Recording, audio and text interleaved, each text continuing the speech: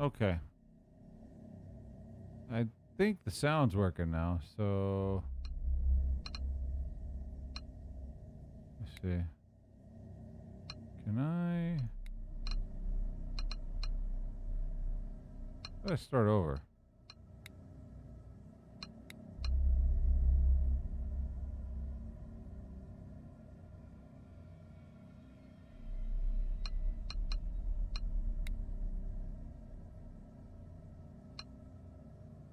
Other options. Delete session. Okay.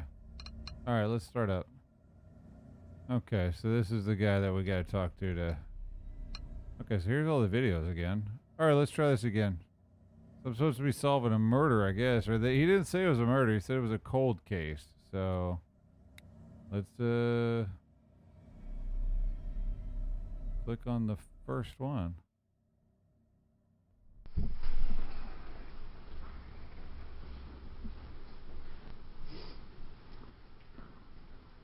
Hi, I'm Sergeant Buren. How's it going today? So I want to help you remember some things. Who you are, where you might be headed, maybe help you out further. Just want to get you on your way. Do you remember if you have any family or someone else we can contact? Health-wise, let's see. The wellness check came back. Wellness check incomplete due to non-cooperation. Says you refuse to fully cooperate. Okay? It's your choice, I guess. You know, we're not here to get you in trouble, right? Just looking at you, it looks like you have symptoms of exposure, which makes sense given where we found you on the highway. The nearest town is Port Lanson, which is a long walk. Do you remember if you were camping? You might have a foot injury since you were limping, and you might need to find somewhere to rest for the rest of the day. Is there anyone you can call? Still have got this amnesia. In most cases, that comes back over time. So I'm not worried about that. Can't tell if you had any trauma since you wouldn't let us look you over. We ran your prints through the database, and they all came up empty. You've got no ID, nothing in your stuff that helps us, right? You wouldn't let us look through that either. Okay. Why don't we start over? What can you tell us? What do you remember? Let's start with a few hours back.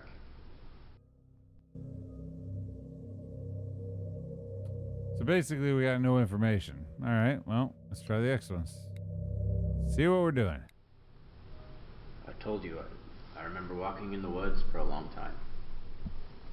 All I remember is walking. Walking, walking. Endless walking. I don't remember camping. If I was with anyone, nothing else besides walking in the hours before I met you. What is he looking at? Sorry to interrupt you. Lieutenant Colton from Port Lanson Municipal Authority is going to join us here. I hope you don't mind. He's just here to listen. So, go ahead. You don't remember your name or anything else? If I could remember my name, I'd tell you. There's no memories. There's just nothing there. Oh, he's reading the script. Someone's holding the cue cards off screen. He's reading the script. I guess he didn't memorize any lines. So he's watching. So as the guys that are the cops are talking, they've memorized their lines. This guy hasn't memorized shit, so he's actually reading the cops' lines as they're speaking. It's fucking great. Okay, well, let's go back to the wellness test. Julie said you wouldn't let her look you over and were kind of rude to her. I'm not going to take offense to that. Are you in pain anywhere? Like your head? Maybe you bumped your head. I'm fine. How bad are your feet? I said I'm okay. No real pain. Why don't you let us look you over?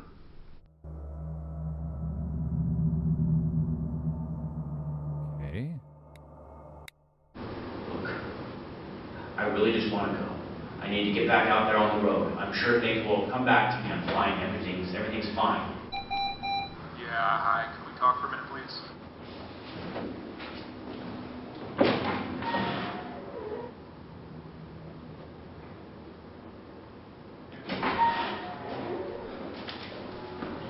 like things aren't okay, bud. Stand up, face the wall. Now, come against the wall. Face the wall. Ow! Stop resisting. I'm not doing anything. Tell me what's going on. Your arm. If you don't cooperate, we will use force. We are placing you under arrest in connection with the deaths of 4 people in the city of Fort Lansing and their jurisdiction. You have the right to remain silent. Anything you say can and will be used against you in court of law. If you cannot afford an attorney will be appointed to you. Do you understand your rights as I've read them to you? Do you understand? Well, I've been there before. Yeah, oh, okay. So now evidence popped up over here. All right, so what do we got?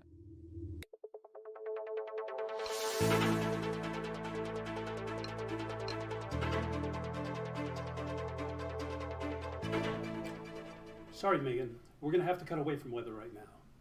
We've just received word that police have found several bodies in nearby Port Lansing.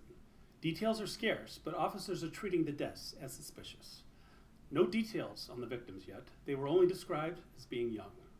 The officer we spoke to had been to the house, but wouldn't talk much about what he saw besides describing it as incredibly gruesome. We'll have more details as they come available.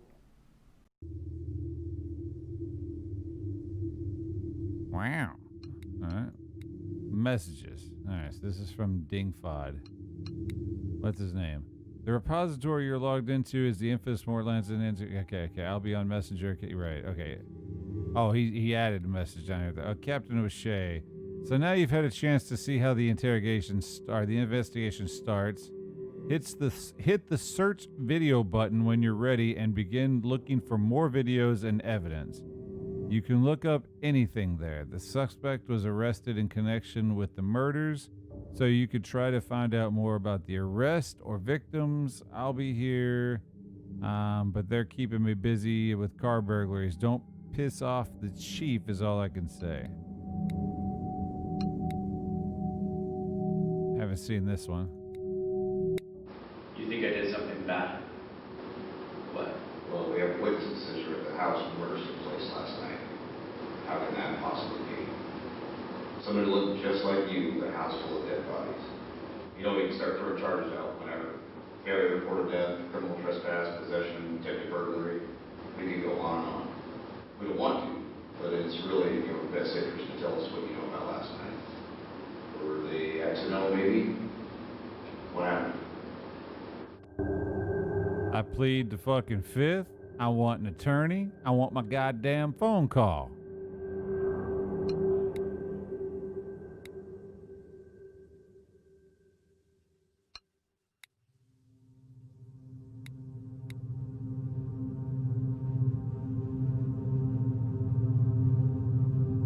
Is this a house? A very helpful picture. I mean, unless Slenderman's up in this bitch. Boy, that background music is annoying as fuck, though. I'm gonna say that for real. That shit's loud. Turn that shit down. Okay.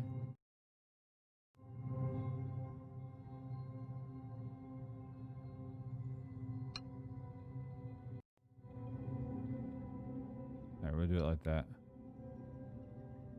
So if I say search, I'm scared. Last time we did that shit got fucked up. Okay, wait up. Need some idea what to check out next? No problem. Here, take a look at this. I unlocked a video that might help back on the database screen. You're doing pretty good. Another video is ready for you on the database screen. You've unlocked a video?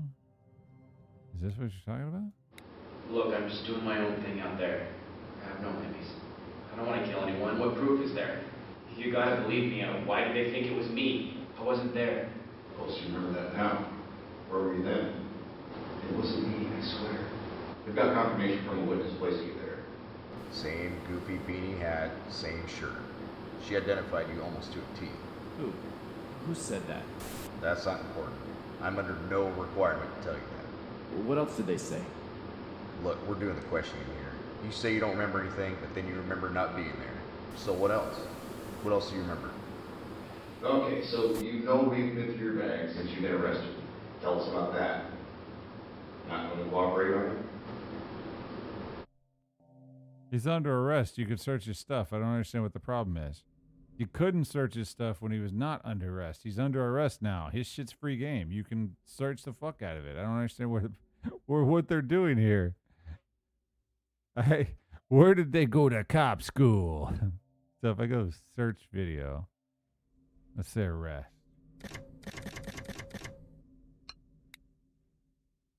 Oh shit. Okay. So you gonna talk to us then? No? You know why we arrested you. So here's what we do know. We have 5 victims, 5 students, 4 dead. All 5 had their whole lives ahead of them. All were students at the University of Western Washington. Here's who they were. We have Emily Thomas. She was an organizer, smart, studying nursing. She thought she was going to have a great summer out here. Her longtime boyfriend, Greg, pre-med, Greg Sims. His best friend was with him too, Brian Watson. Brian was another junior at the U, studying accounting. His girlfriend, Alana, apparently a bright girl too, also studying business with Brian. And then Heather Gardner, another close friend of theirs. Actually, Emily's best friend. Heather has, however, survived her injuries so far. She's in critical condition at the hospital. Doctors don't know if she's going to pull through. What did they do? What crime did they possibly commit to deserve this? I don't think there's anything they could have possibly done. I don't remember them, okay? Those are the people we have on record as you having attacked. Does that make sense? Sounds like a bunch of hearsay bullshit to me.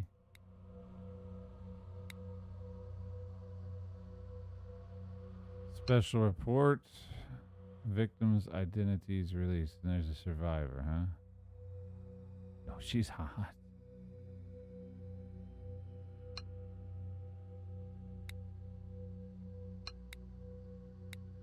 Look, again, you know why you're arrested. I don't want you to play dumb with us. What's up with the What did pills? you get up to last night? How am I under arrest for murder? I haven't done anything. I told you I don't remember anything. Nothing happened. Okay. Let me tell you what I know, because we've been sitting here listening to you for a while, how you don't know what happened, how you don't know where you've been, or what your name is, blah, blah, blah. It's like you, poof, just dropped out of the sky and appeared. That's what you're telling us, right? That's what you want us to believe? You do, don't you? So, let me tell you what I do know, okay? I just got off the phone with my people, the other officers at the department there. I essentially run the department there, okay? Here are the facts. We have 4 people dead in a house, all young people, students killed, murdered in horrific ways, and we have a witness placing you there. Or, excuse me, someone who looks exactly like you. So how can that be? Twin brother. Solve it.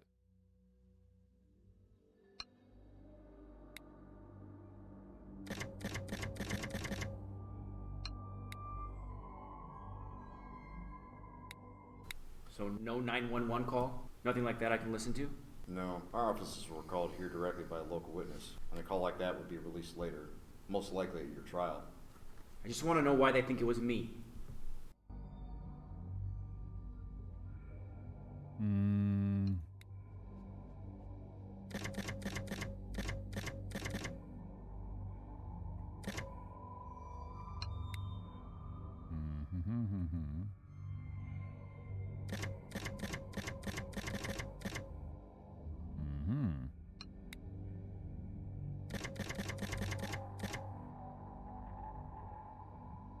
No.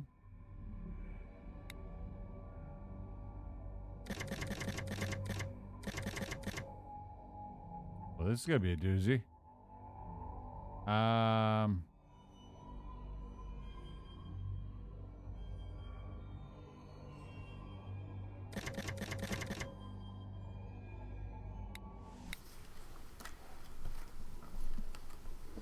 Yeah. I don't remember being at that house ever. Why did I have a feeling you would say that?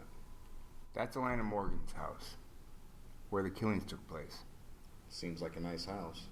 Or was at some point. The Morgans are on their way out here from the city. They're devastated, as expected. Yeah, I can't imagine what the driver's like for them right now.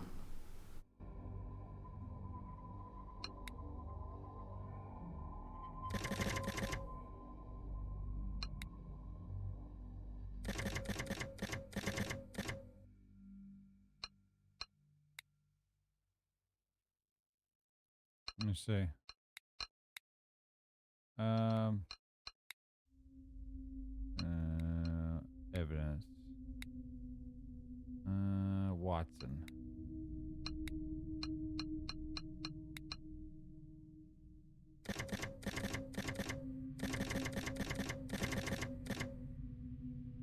Fuck.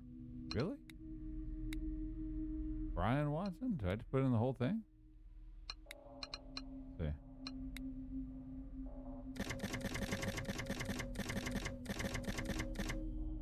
Oh. So they're not gonna pop up, huh? How about weapon? No. Death? No. Walking? No. Hiking?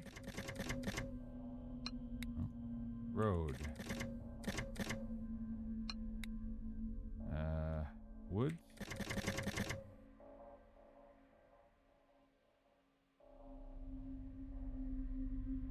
Shit.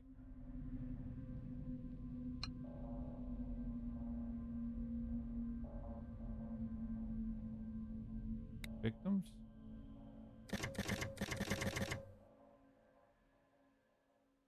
Damn it. It's actually pretty tough trying to figure out what, oh, so that's the main file right there. Huh.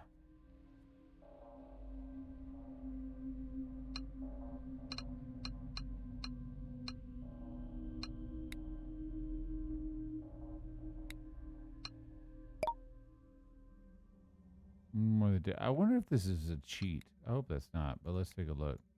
Alright, so let's go through your stuff together now. Now that the circumstances have been changed, this should be fun.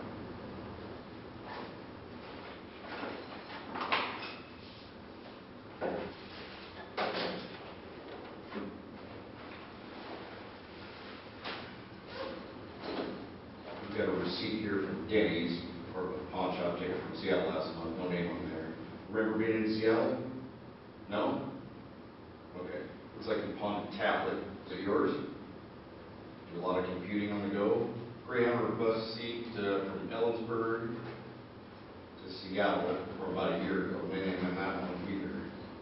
No name on that one. Wow, you're around. What else we got? A lighter. Of course. Let's have Keely get a hold of that for evidence. Last but not least, we have a metal pipe. Sergeant Barron, do you mind running a test on that? I want to see what we're dealing with here.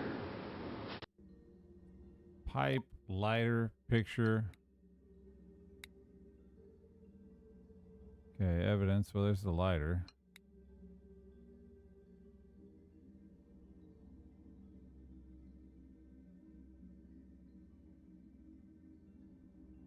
On suspect.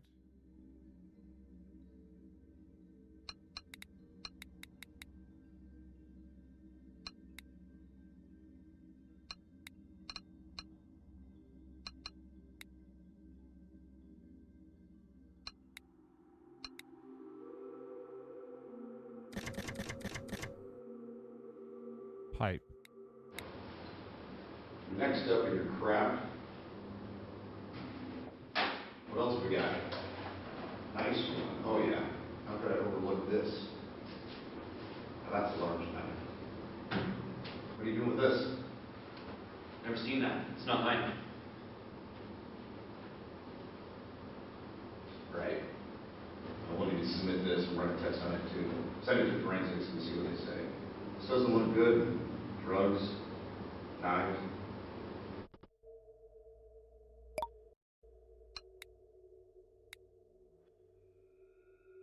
On suspect. hell?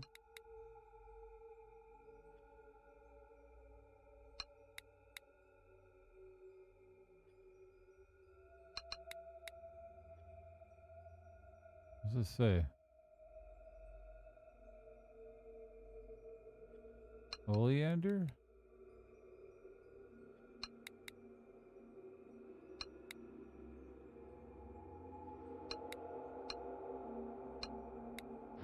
So yeah, my bag has a bunch of stuff. Clothes, papers, camping supplies. Good work. Look, the knife's probably for hunting. I didn't kill anyone with it, and the pipe... I'm innocent.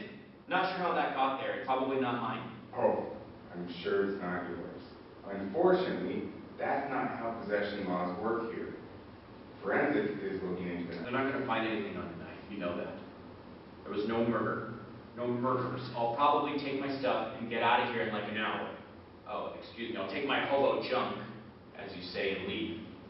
Well, actually, there is another thing I'm kind of curious about amongst your crowd. This guy right here. Recognize that? Looks like you have been in Port Lansing. Might have. That's a business card from Jerry's garage. And on the back is Jerry's personal number. Any idea what that's about?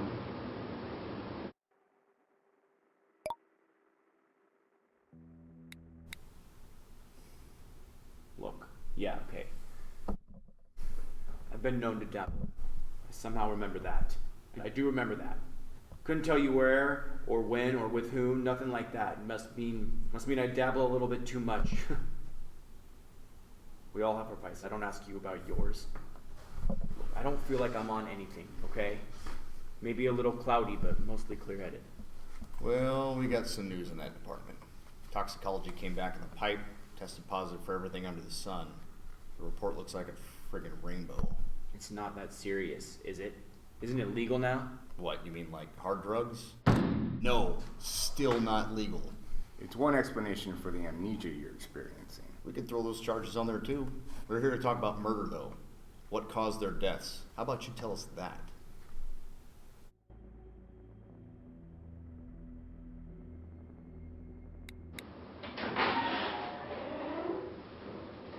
Well, you're all over the news.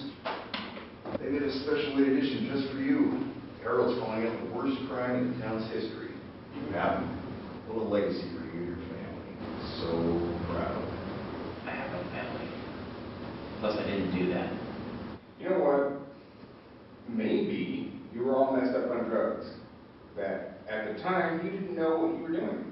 If you weren't in your right mind, people sympathize with that. Yeah, you got a bad trip, bro. It happens. Or maybe it was a thrill kill. You wanted to see what it was like. That experience. Everyone's pushed things too far sometimes. Things get out of control. It's understandable. You're human. Other people will see that if you tell them that. I wouldn't do that. Okay, well, then did these kids say something to you before to make you angry? Everyone gets angry. I get angry all the time. Makes you want to shout at someone or something. I got so angry one time that I knocked my coffee mug right off the kitchen table. It shattered. I know I scared my wife half to death. You see? You probably couldn't control that. It was out of control. That was terrible. And it's okay. Things happen. Especially when we're not in our right mind.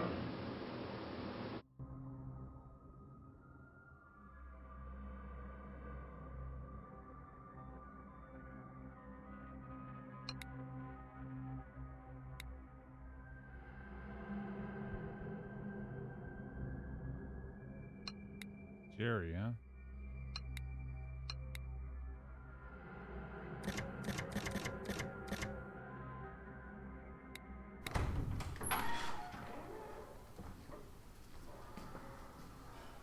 Just got off the phone with Jerry Campbell.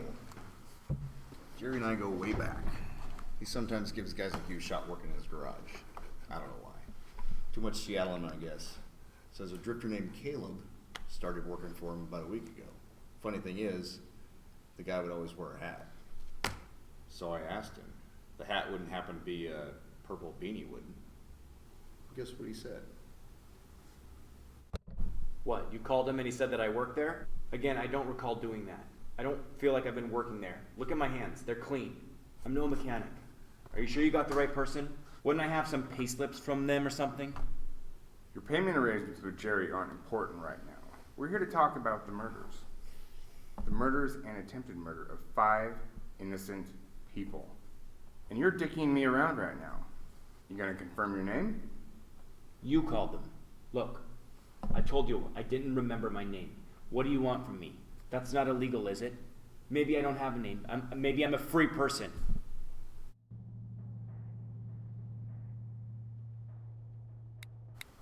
Give him his name. Wouldn't even bother to keep asking him for it. Yeah, I'm kind of sick of the whole amnesia act, too. So, we did find out one interesting thing on the phone. We got your full name, or the name you gave Jerry at least. So? He said it's Caleb. Caleb Bell. Does that ring any bells, Caleb Bell? Bell? That's my name? Yeah, Caleb Bell. Is that confusing? I don't get what's so confusing about it. I don't either. You know, it's only a matter of time before we find everything out with you. You might as well drop the act. It's only hurting your case. Jerry said you were paid cash and didn't have a fixed address. Well, just keep showing up.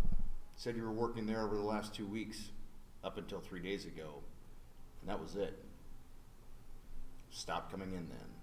So, we know you were working there at least a couple of days. Okay. Good to know. That still doesn't make me a murderer.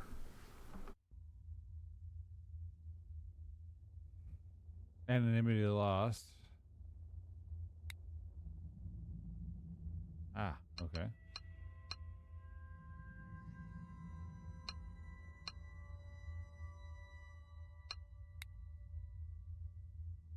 I think we looked up Jerry. Is that where we're at? Yeah. Actually, we have some news about your identity. We think you know more about who you are. You want to know? I mean, you told me I was Caleb Bell, but yeah, sure. Okay. So your mugshot was processed earlier through our National Felon and Missing Persons database. It uses facial recognition software to look for potential matches in database across the country. Now, we've added your name, your alias. It takes a while, but we have a partial match to a personal photo sent in by a family member years ago about a Colby Bell. Does that sound familiar?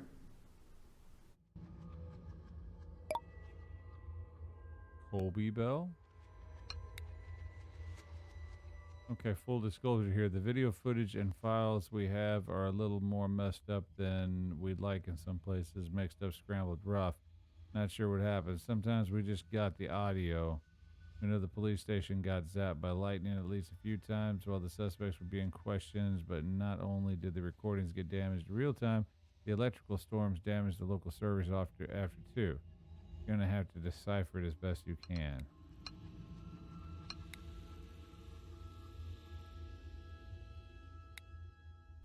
We know you murdered them, Colby, or Caleb, whatever name you're going with by now.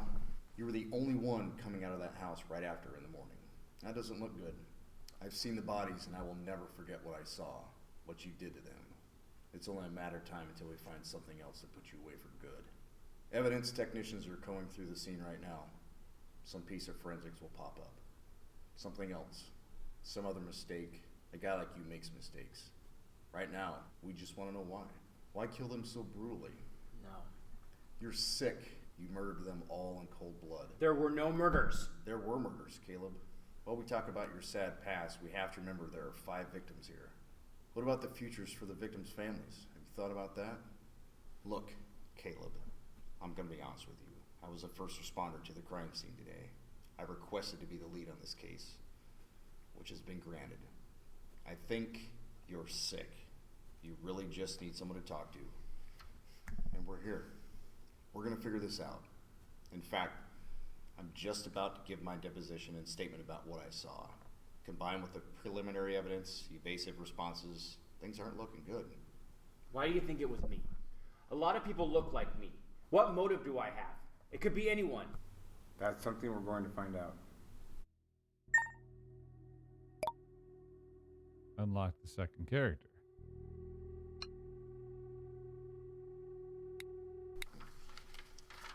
Wow. And it keeps going. Contender for Novel of the Year. This is all very fascinating. Let's get right into this. You know why you're being questioned. So, tell us. You insult me? You make fun of me and you want me to answer your questions? No one's making fun of you, Caleb. But you really don't have a choice about answering the questions. Let's talk about motive then. Maybe you just finally snapped after bumming around for 20 years. I don't know what you're talking about. Why don't you cut the crap and level with us? We know you walked out on your family 20 years ago. Your brother was still looking for you as of last year. How does that make you feel? Do you feel anything at all? Can you? I think you're a monster personally, but enough with the not remembering act. Why don't you tell me what the hell happened in that house last night? I said I don't remember.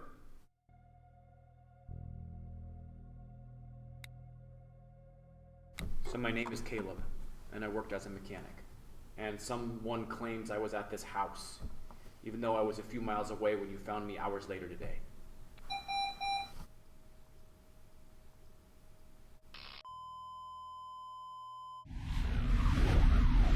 The hell?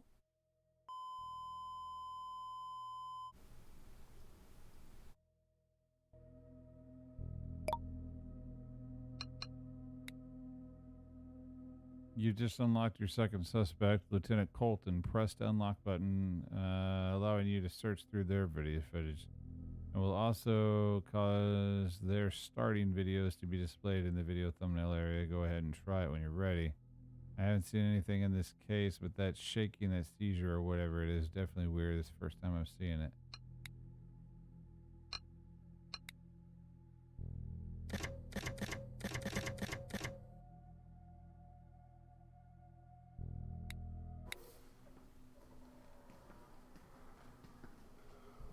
On the TV monitors, when we were outside, we were watching, and you seemed to start shaking or something for a second. Are you okay now? What was that? Do you need anything? We can call the paramedics to check you out. I don't know. What do you mean? I feel fine. Are you sure? Your head was moving, shaking. You don't remember that? No. Do you know if you're prone to seizures? Do you remember anyone ever telling you that? How about the blackouts? Ever wake up in a new place? Did you black out last night? Still don't remember being there this morning? Are you sure we don't need to call in some sort of medical help? If he refuses care and doesn't seem to be in mortal danger, that's his choice. It's on him. Okay. One more time, Caleb. Do you wish for us to call someone in to look at you and your medical condition? No. Fine with whatever happens. All right. That's that. Let's move on.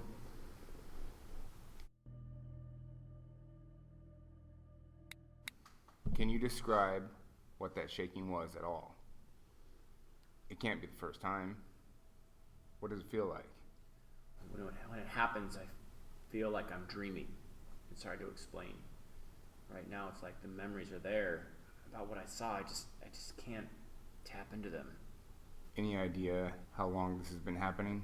Days, weeks, months, years? Honestly, today feels different. Before, in the woods, I just felt like I was dreaming, like a dream I couldn't wake up from. That's what it felt like walking in the woods. But now, today, as we're talking, I feel both clear and that same cloudiness at the same time. It's like I used to know things. I just can't recall them or something. But there are these new images and sounds now. How about the twitching? A nervous tick? I don't know what you mean. I hear things. You see things? Voices in your head telling you to do things? No, it's like watching a movie. No, 2 movies. But we're all in it. We're in movies in your head? Yeah, it's just like it is right now, but on fast forward, then back to normal, and then they happen. What do you mean? Can you explain it a little bit more? It's like us, but two versions of us on top of each other, or in different directions. One movie, two plots, two outcomes, and then it happens. What happens? The movies, they replay in real life. Well, actually, one of them does. It plays out in real life over again, but normal speed. That sounds like you're almost saying that you can see the future or something. Oh shit. I don't know. I mean, I guess that's what it could be. Wow. What's in store for my future? Will I become the mayor? No, better yet, rich and famous? Actually, what are the best lottery numbers to play today? It's not like that. It's short. Like what's going to happen in a minute or two. So what's going to happen? I don't know. It's not happening right now. I can't just do it. Right.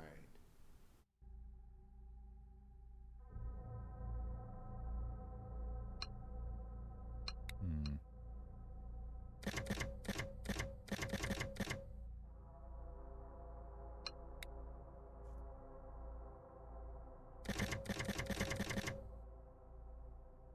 What?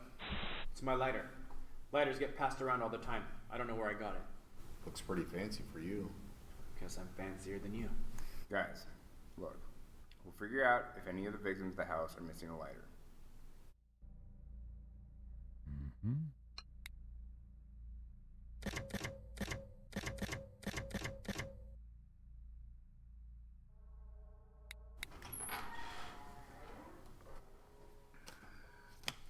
We'll need a swab kit, please, for hands again. Well, what is it? Is it the smoking gun detective? Actually, no. It's the blood test results of the knife. Inconclusive status. Not seen that before. Let me see that. What's that mean? No blood. RSID came up negative, and Hematrace did too. Let's run it again. Or try the luminol. The tests they did were more accurate, but we can run it again. Maybe the machine's broken. Or send it to Seattle. They have better equipment there. We can try that. They also did a general ID test, and it says foreign matter unidentified for 14 to 32 substances found on the knife. The rest are dirt, fibers, foodstuffs. No blood. Yeah, let's run it again just to be sure. Let's get this guy back to do our wellness exam. Is someone here to check him out and swab him down? You can refuse to do one voluntarily, sure, but things are a little different now that you're under arrest, pal.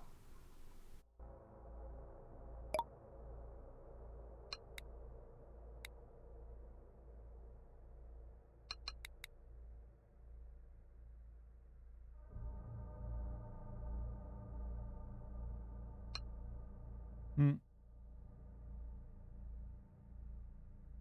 Basically, it's negative for everything.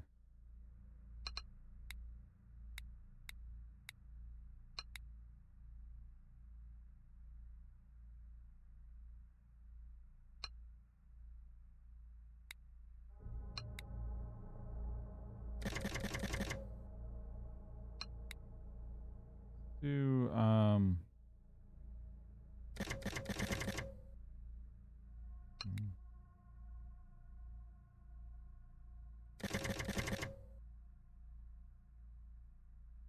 Hmm.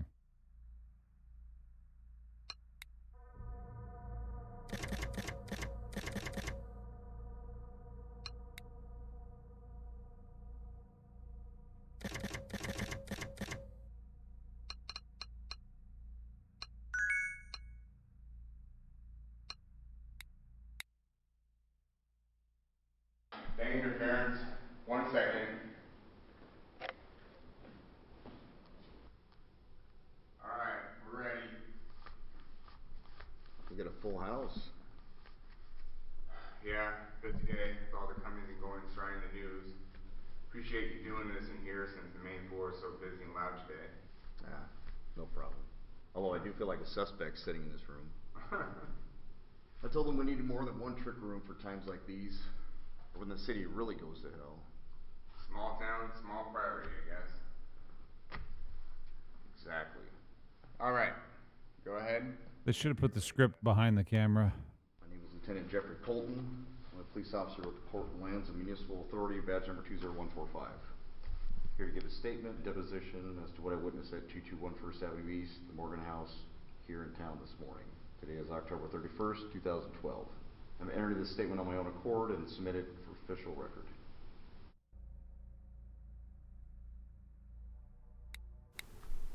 Yesterday morning, we received a call to respond to dispatch approximately 9:15.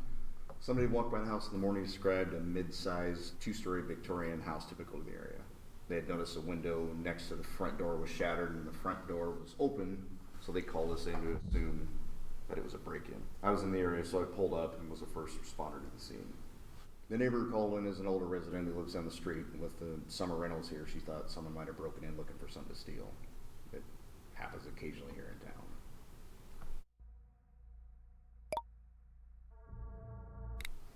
So I walked up to the house, which is older, a bit run down, maybe just uncared for. Weeds, overgrown bushes, that sort of thing. Walked up the path, up to the stoop, and onto the front porch, immediately noticing damage to the front door. As I reported, I confirmed the damage: shattered glass, splintered wood. It looked broken into. The door was still closed and I could see inside through the white curtain. I made the decision to enter the premises at that point, yanked open the door, still thinking I was entering a robbery scene. You know, we don't get a lot of violent crime here, so I had no reason to think otherwise. The odd bar fight, theft, anyway, nothing too serious. So I called out I was entering, announcing myself. The front hallway was narrow, dark, even though it was light outside. Well, overcast. Inside it was messy. The doors to the side rooms, dining room, and the sitting room were closed, and some leaves had blown in all the way. I know college kids were staying there now, and there was a typical college kids things and stuff lying around. Bag of clothes, sports equipment, empty beer boxes, that sort of stuff. At the end of the hall, the living room door was closed, but it was damaged. A lot of the houses in the neighborhood are old with doors to each room and all have the same or similar layout, so I felt comfortable walking and checking on things. The living rooms are always in the back here. So I walked past the staircase, down the narrow hall, and about halfway down, I noticed some gashes on the wall, like on the front door, and I thought it was soy sauce. Or my mind went there to soy sauce because we had a neighborhood prowler a few years ago who still is actually in jail on another crime. He worked at the local sub shop, but he would film vacationers through their windows. He apparently became so obsessed with this group of guys staying next to him that he broke into their place, sprayed condiments all over the walls, and did all sorts of weird things in the rooms and the bathrooms. When we searched his place, he had pictures of him everywhere. Really weird guy. Anyway, that's where my mind went when I saw the stains on the walls, was condiments. The gashes didn't really raise my alarm either. It was dark, so I thought maybe the kids were having too much fun with the drinking and the partying and whatnot, and the things that got out of hand. So I'm halfway down the entrance hallway, and it's really dark.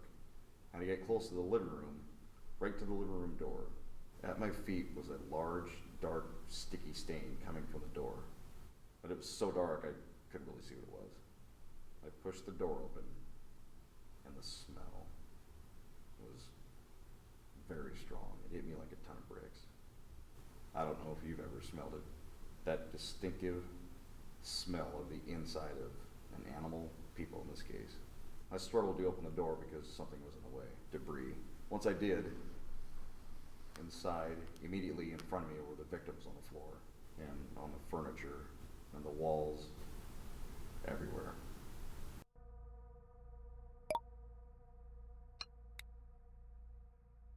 There are crime scene photos showing the extent of the victim's injuries you need to see to believe.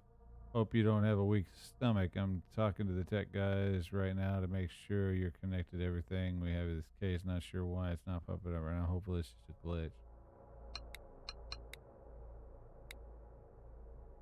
Huh. That is definitely not a habitable house. Whatever that is, that motherfucker would be condemned. I don't understand why someone would be living in that. That is obviously a piece of shit condemned home. There's no way anybody's living in that thing.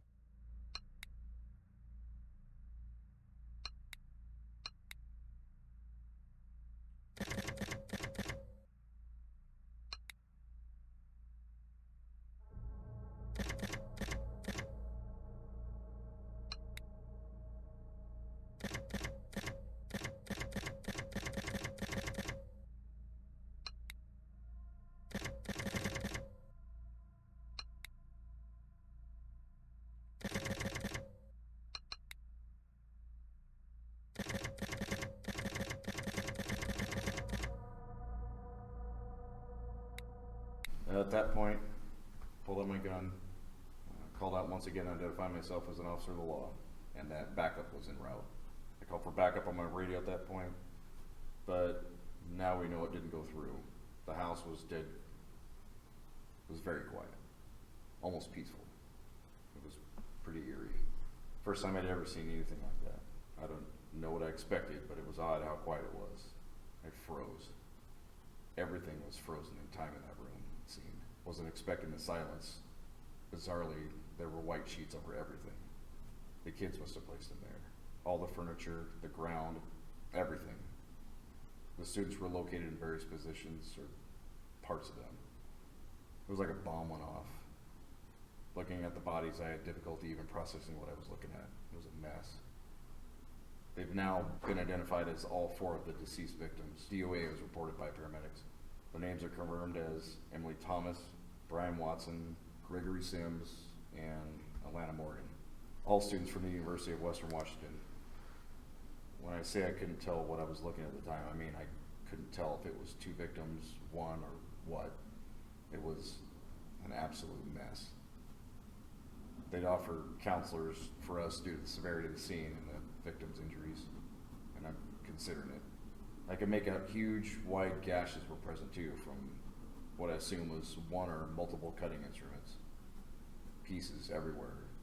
Like I said, they seemed more like bomb victims, almost fake, or like art somehow. I don't really know how else to say it, but what was left was just unreal.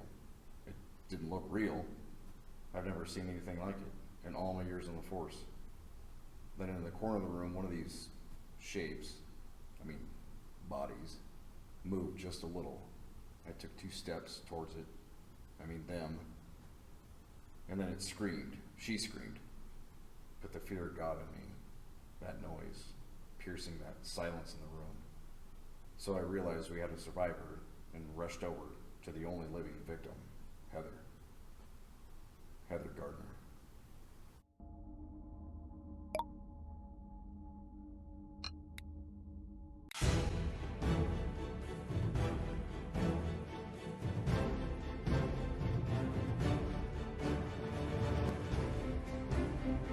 New tonight, shocking news coming out of Port Lansing.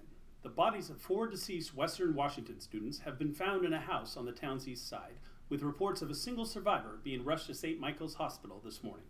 Authorities aren't releasing any details on what may have caused the deaths in this otherwise sleepy vacation community, but anonymous sources described it as one of the most horrific crime scenes they've ever come across. All we know about the survivor is that she's a female in her 20s, in critical condition, with her wounds being listed as egregious by local paramedics. More on this story as it develops.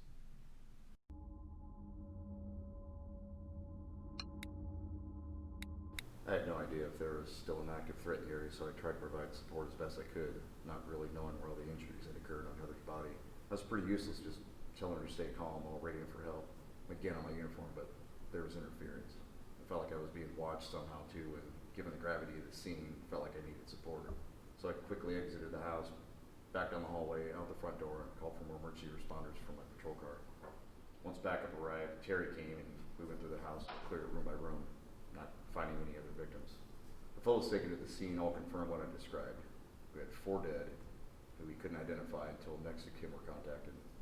All we knew right away was they were likely young. 3 were basically macerated, and I don't think there's official confirmation yet. Too soon. The coroner's still working on it, although I know he's having trouble.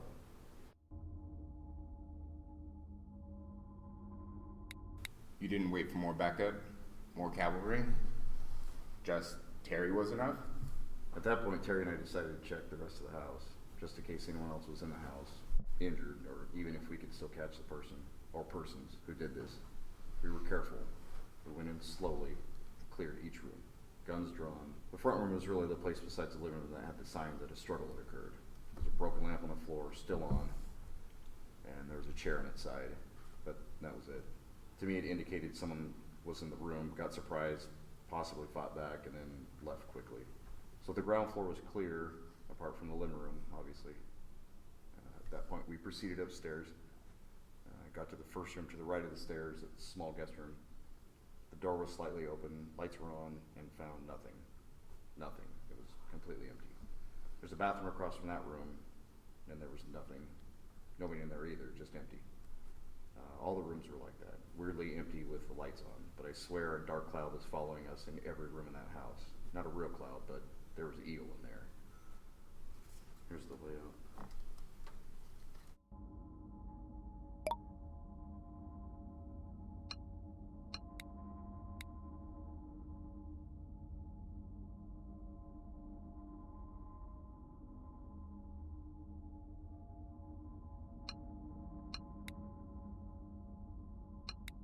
A hall.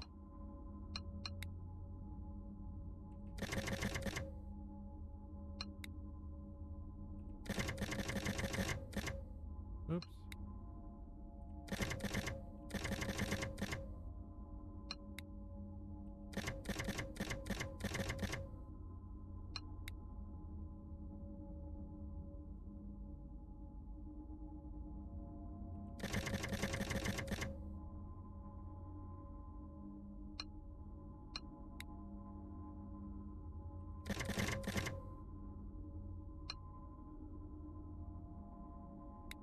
Honestly, the house looked perfectly fine in some ways. Probably how it looked before the attack. And other areas look like complete war zones. It seems like it could have been some psychotic. Or personal grudge. And it's not like we noticed anything obviously missing. Or could have been a robbery. I mean, there's still debate amongst the officers about how this whole thing could have happened. You know, the timeline. What even happened? The basic logistics. How the killer did all of that to all of them. Or killers. We've gone over the preliminary timeline of events based on the coroner's findings and our own. This is subject to change, of course. Basically, we're ruling out robbery now since nothing seems to be missing. Still could have been an attempted, though. Okay, so we think the intruder came into the house in the front. And this could be anywhere between 12 and 4 a.m. since the bodies have been dead for several hours when we arrived this morning. Maybe even later. We think. I mean, we know most of the students were in the back in the living room when the initial attack began. Forensics so far hasn't helped much, which is odd considering they're supposed to be the national experts from Seattle. Maybe not. There was a lot of blood in that room. The window shattered, indicating it was quite physical. There could have been a confrontation in the front room, where we found the broken lamp and a victim or victims that fled to the living room. Maybe someone even walked in on the attack. It's unclear why or if Heather was spared intentionally, but she survived, thank God. It's possible she was left for dead or the attacker was interrupting during the attack and fled. No other witnesses have come forward thus far and have almost completely blanketed the neighborhood and local communities appearing for help. So that means there was something that happened in the front room, right?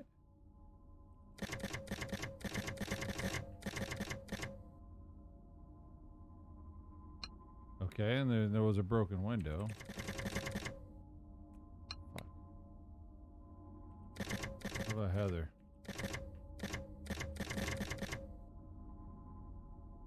Oh, that was a good hit. One of the victims, the survivor, she was named Heather. I think I knew a Heather growing up. I can't remember though. Okay. After clearing the house, paramedics arrived, went inside. We then established identities from the victims belonging in the house. I now know that the victim I found alive was Heather Gardner. As mentioned, she was alive, barely breathing on her side, and we got a partial heartbeat when we found her. She had a lot of cuts and other wounds, and we immediately rushed her to St. Michael's Hospital in critical condition by the EMTs. She must have been a fighter, though. We pulled the skin from under her nails, and she had bruising on her arms and other defensive wounds. Maybe she'd fought back in the living room when she confronted the attacker. Rick, she was in bad shape. I honestly can't believe she's alive. Must have been quite the attack.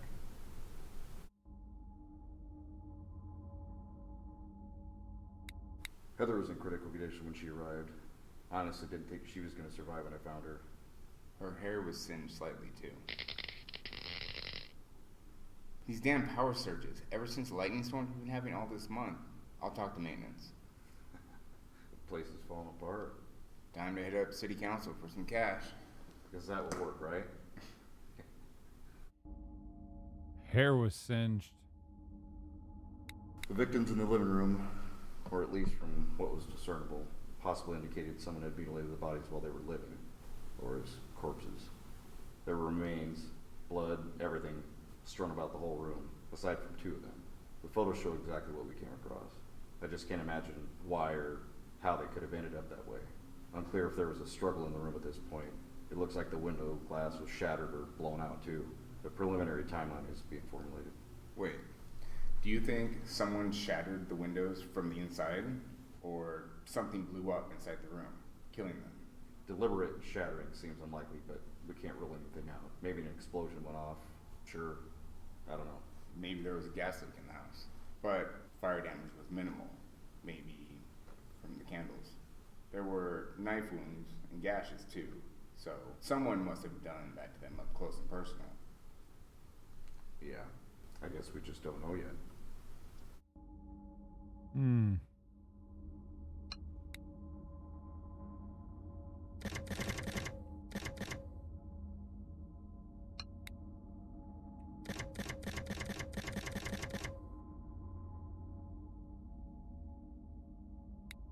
So, we still don't have any theory about the explosion, as far as what might have caused a small amount of burning, right? Right. We just found a couple of candles and that's it. Fire damage isn't located near all of the candles necessarily. Any idea what that means? Well, if the candles cause a fire damage, you'd expect wax, part of the wick nearby, for example. Burn traces. We don't have that here. It's weird, and no evidence of anything that could have exploded either. Yeah, no chemical residue, nothing. Just an explosion, out of midair, like a shockwave. Hmm. Did you go through the explosives response course in your training when you joined the force? Yeah, I did. Became mandatory around that time. We had all those terrorist things going on overseas. Did you apply any of that training here? There's nothing to work with here. Yeah, I guess 2 of the victims seemed unaffected by any explosion. Did they teach you the basics of explosion compounds and household chemicals? Where did you do your training anyway? Other side of the peninsula, Aberdeen. Yeah, they taught us all that. It's similar to the training you probably got, just a little more basic back then. Look, I like all the lines of questioning, I really do, but I didn't blow those kids up if that's what you're wondering. Hmm.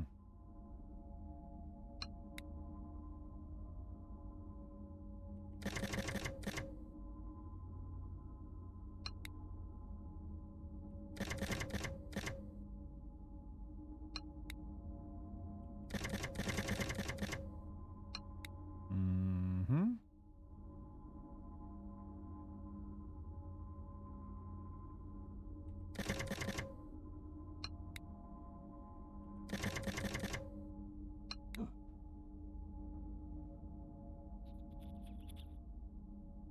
Huh.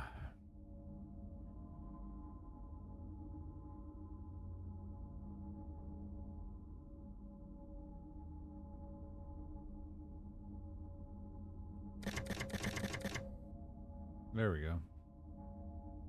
Yeah, so you forced me to do your health check now. So what? Okay, the toxicology report. Positive for illicit drugs, high white blood cell count, swabs from hands inconclusive. Blood type AB, positive, with a note. Old and fresh scarring throughout, blisters and burn marks on back and feet. So my foot's a little swollen and has some bruises. There's no law against that, is there?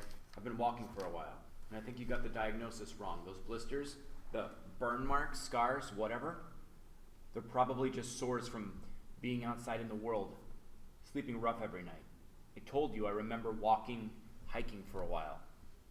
Maybe I'm a diabetic. They have foot problems like that, right?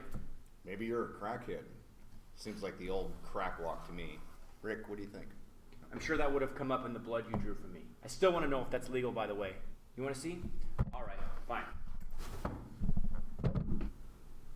Yep, those are some gnarly feet. Tomatoes, tomatoes. They're blisters, who cares? And a high white blood cell count? Isn't that good news? Fighting an infection, I assume. I feel like I'm a little nauseous. I might be coming down with a cold. Nothing else then but a few positives for some drugs. Probably false positives, I might add. You're gonna charge me with getting high a while ago? Does Washington State even do that? Oh, and okay, I've got some scars on my back too. I'm pretty old, I'm not surprised. You want to see some more? Huh? Do you?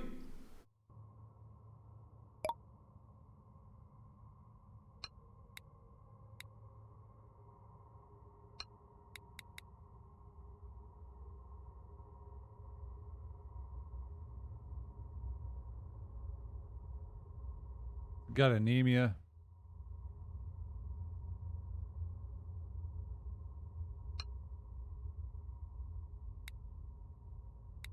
Contrary to his neck and arms. Fine. Here you go. Don't say I didn't warn you. I hope you haven't eaten lately. Oh my god. What is that? What? What is what?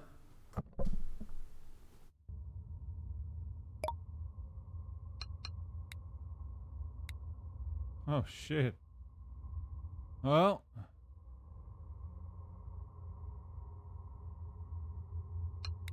So he's pretty fucked. What? So I have some scars. People go through different things. We're all survivors. We all have our scars. You think you were in a fire at some point? And how many times? More like a pyromaniac or something. Some of those look pretty fresh too. Do you mind if we take some photos of your scars? Kaylee already got a photo of that actually. From the exam. That's part of it. And by the way, guess where else there was a fire? The house. A small one, but still a fire nonetheless. You think it has something to do with the electrical storm we had last night? Yeah, that was weird. Cleared out the remnants of the festival in town pretty quick though.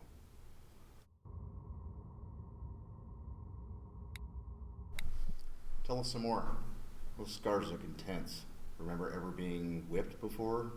You don't remember a single fire, right? I don't know. Does it hurt right now? I mean, not really. I don't feel anything too different. Still look fresh too. Almost like you spent way too much time in the sun. Or were around something really hot. Our crime scene's got a little bit of evidence of a fire. It does make you think.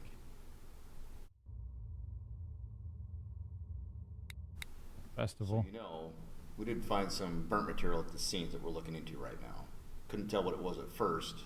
You know anything about that? No. Right. Helpful, truthful as always.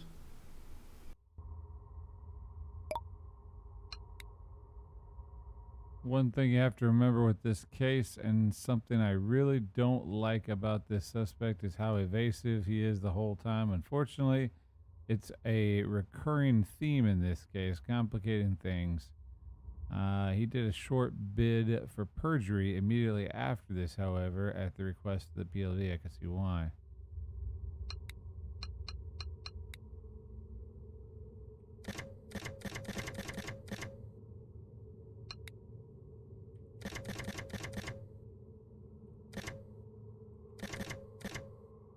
Wait, how do you spell festival?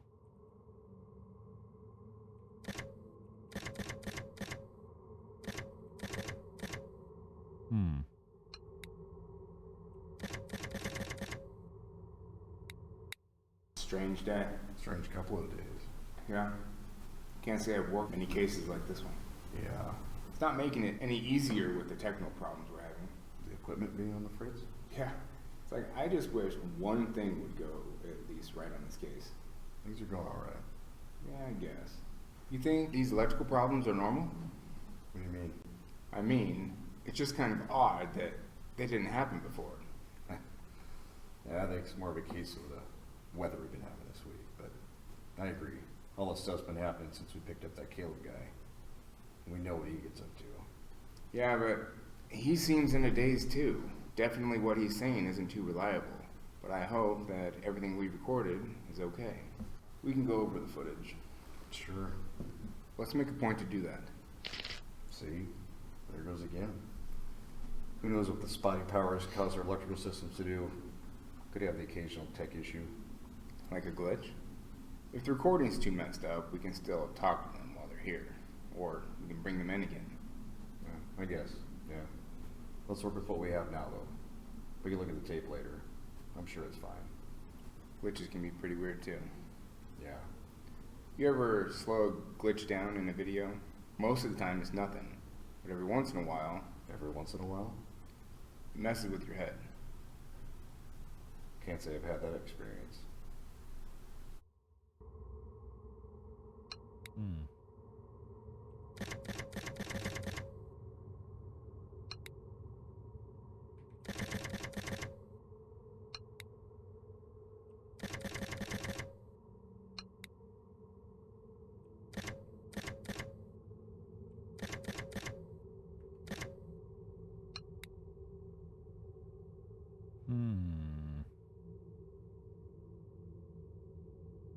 Trying to keep track of what's relevant in the conversation. A lot of info. Oops.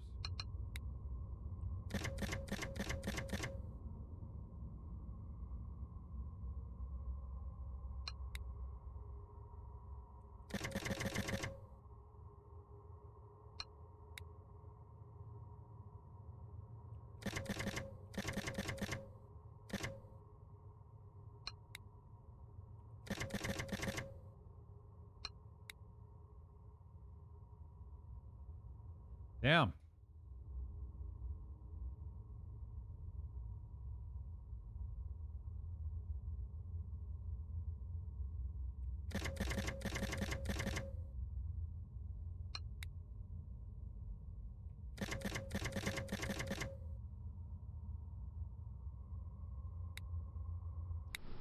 Oh yeah, the neighbor? Our sole witness. Ruth Forsbrand. Yeah, I suppose we could talk to her some more. We just got her statement at the scene, but she's more than happy to give us details of what she knows. Very cooperative.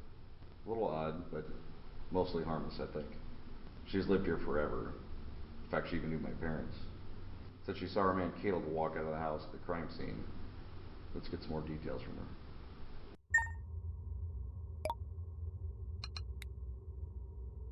Three suspects unlocked at a 5. Keep going.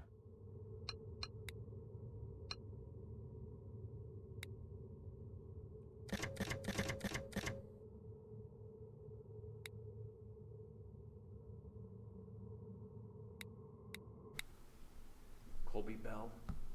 Maybe it's a nickname. Well, let me tell you a little bit about what we know about Colby Bell. Our records indicate a Colby Joseph Bell went missing in Minnetonka, Minnesota in 1995 when he was 19 years old. His family filed a missing persons report a day after Colby had a fight with his brother over a car engine in front of the family's home. Colby walked out of the front door without his shoes on and was never seen by them again. Colby is described as suffering from bipolar disorder, psychomotor agitation, with the note uncontrollable motor skills often seen in the hands, catatonia, geez, are you on benzos? And mood disorders, for which he was also prescribed medication. 2 years later, a Minnesota State Patrol officer found a man fitting Colby's description, asleep on the side of the road, possibly intoxicated. Surprise, surprise. He said he was heading east towards Pittsburgh. Okay, yada, yada, yada. And went on his way. Well, looks like you're not in Minnesota anymore, Colby.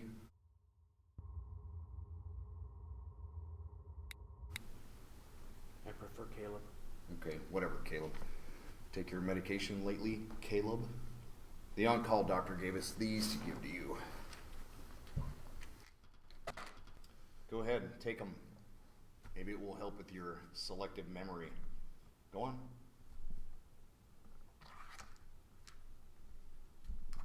So where the hell have you been for the last 20 years, Caleb? I don't know. I don't know who I am. Let's go over the history as we know it. This was just sent in from Minnesota. Your rap sheet goes pretty far back. Not quite the upstanding citizen, let's put it that way. Okay, here we go. Minor trouble for a few years. Shoplifting, vandalism, trespassing, fighting, suspicious death of an animal. You killed your dog? Public intoxication, failure to appear. All right, whatever. It looks like you're advanced from there. I wish I could say your rap sheet precedes you, but you're in a different league now. Why we have nothing for 20 years, I don't know. Maybe you just got really good at hiding your crimes. I didn't kill that dog. Found it in a field and someone said we killed him. Looks like your memory's returning.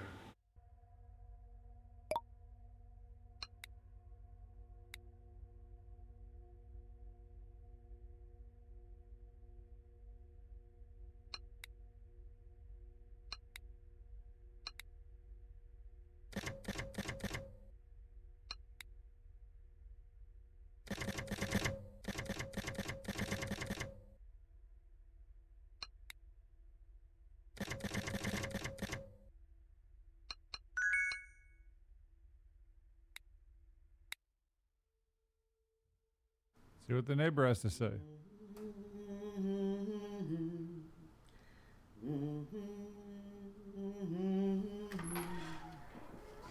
Evening. Good evening. How are you tonight? Well, thank you. As you know, we're talking to a couple of people here tonight connected with the incident on your street. Our officers are interviewing them in other rooms here. I'm Sergeant Wilcox, and this is Detective Turner. How do you do? Apologies for having to interview in the AV room. Our main room's occupied. Plus, it's the only room where we have power on consistently. Stuff got fried over the last couple of days in the storm. At least we can make sure all the recordings are working here. And we want to make sure you get everything. Yeah. John likes coming in here so we can geek out over all the old AV equipment. So, just to confirm what you told us yesterday, let's start with your name. Ah, yes, okay, you're requesting my name again. It's Ruth. Ruth Forsbrand. Good to see you, Detective. Your address for the record? I live at 218 First Avenue here in town.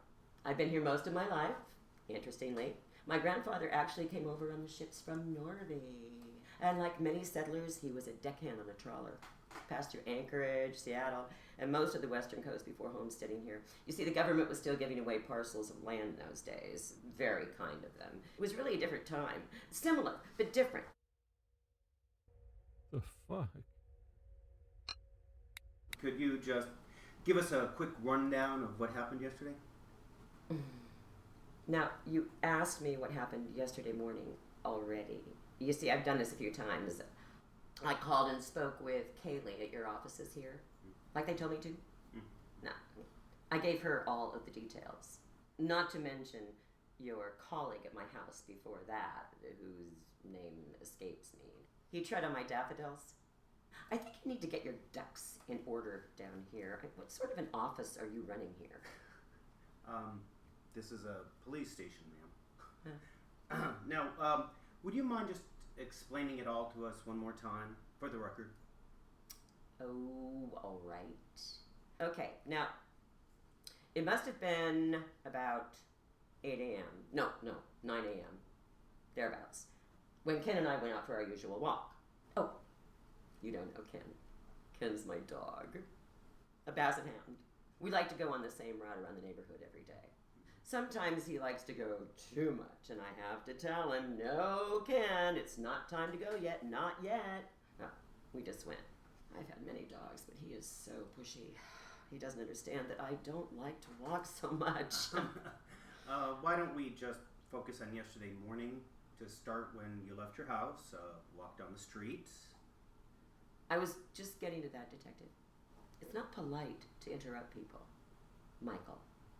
Yes, I know your name, Michael, which you so rudely omitted. You and that Lieutenant Colton. I've known your families ever since you were little. You see, I've lived here my whole life. I knew your parents. What would they say about your manners now? Look, we've got a house full of murdered young people, and we need to give their families some answers as soon as possible. And we've got a window that's fast closing before the media and assorted kooks descend on us like locusts. Ah, yes. We can't have that. Our little town's got a reputation to uphold. Okay. How long would you say your walks last? About 30 minutes. And you say you saw a man near the house, right?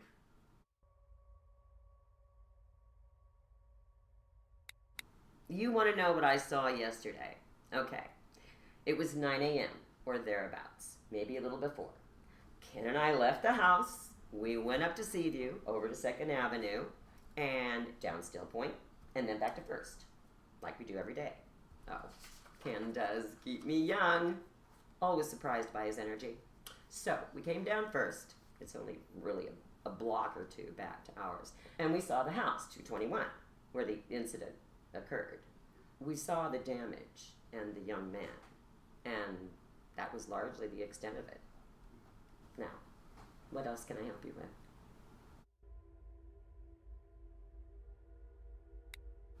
Okay, talk us through this a bit slower. So you're out walking your dog, south on First. Now, same side of the street on the sidewalk as the house? Yes. And what made you look at the house? I don't know, really. Actually, no, I didn't look at the house. You didn't look at the house? No, it was Ken who looked first. Your dog? Correct. Oh. Okay, so your dog looks. Any particular reason why? Was there a noise or? I don't know. Okay, fine. So, what's going on at the house? What do you see? I saw a very messy yard. And to be honest, a very messy house. Very unkempt, shameful. Now, when Mr. and Mrs. Morgan lived there originally, it was beautiful. No, not Craig and his daughter, but his parents. It was wonderfully kept. Fresh flowers, fresh paint, fresh... Let's just stick to yesterday. So, you see anything else? A man, perhaps? Oh, yes. The young man in the hat. Walking around to the side of the house towards the back. Damage to the front door. A face in the window. Yes, I remember it well. I thought it was odd. And went home. A few minutes later, I called. I'm sorry. You saw a face in the window, as well as Caleb? The man in the hat? Is that his name? At 9 a.m.? Thereabouts. We have the victims listed by the coroner as all being in their locations for several hours, including Heather, right? So somebody else was walking around the house at 9 a.m. Any idea what they were doing? I don't know, Detective. All I can tell you is that I saw a face. At least, I think it was a face. Well, actually, your call came in at 9:20. No, 9:22 a.m. Actually. Do your walks usually take 20 minutes? Because, wow, you're a fast walker. I'm a very fast walker. Don't forget that I own a small store as well. I have to hurry to open it every morning at 10.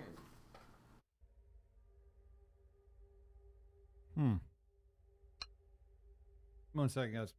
We're back.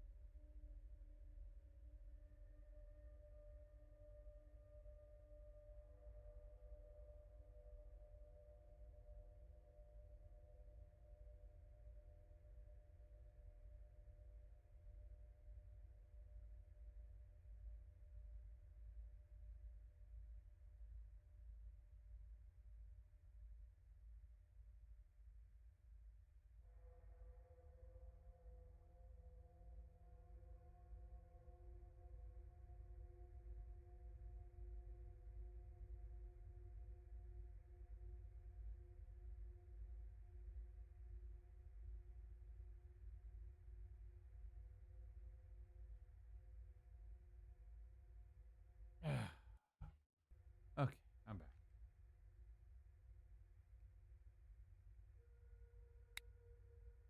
Let's try Craig. What? You don't know? I thought officers in your profession were meant to have their ear to the ground, be abreast of what is happening in their communities. Well, no surprise here. Natalie had a tryst with her neighbor, Craig. Apparently, Mrs. Morgan and her had been feuding for decades, ever since going to school together. These sort of competitions between women can really get out of hand. Well, what else do you know about the affair? Not much else to tell. It had been going on for years. It was quite obvious to most. How so? Well, I don't know. It was their looks. No, there was obviously something going on. No other proof? Well, no. Besides seeing her come and go to the house. But everyone knew. It's common knowledge. Just last week I saw her walking over carrying what looked like cookies. Oh, no.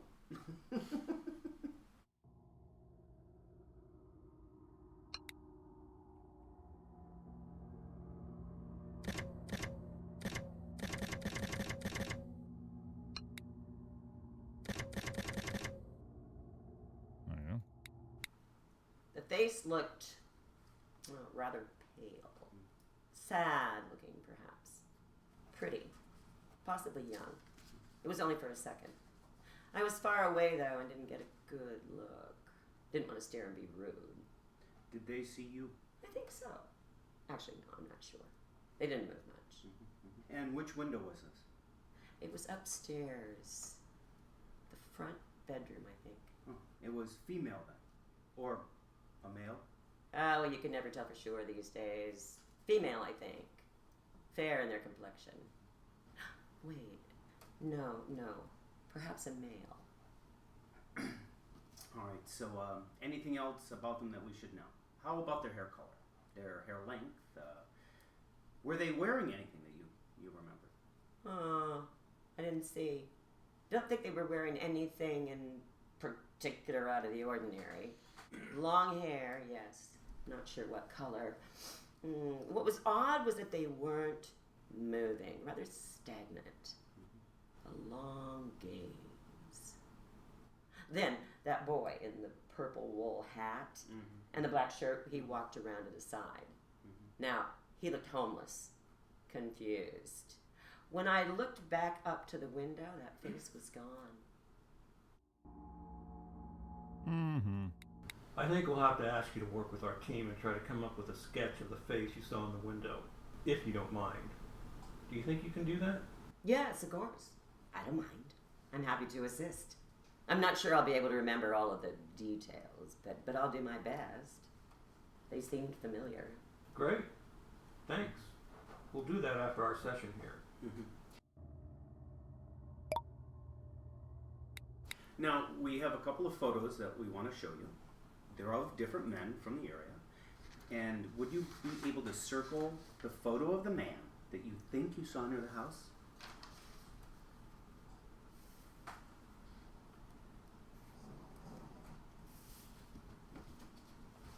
Okay. All right. Thanks. That's really helpful. Now, are you sure that this is the one? And you've never seen him before?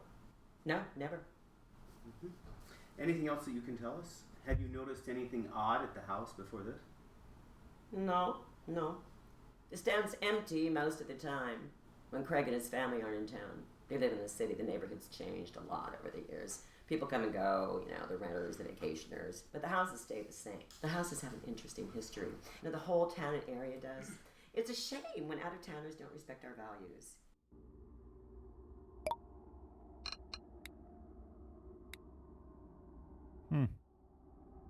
Thought the survivor.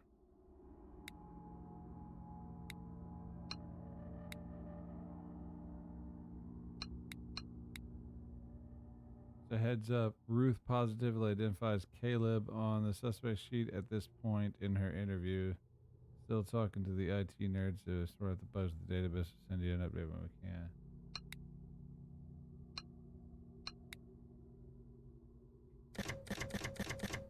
Oops.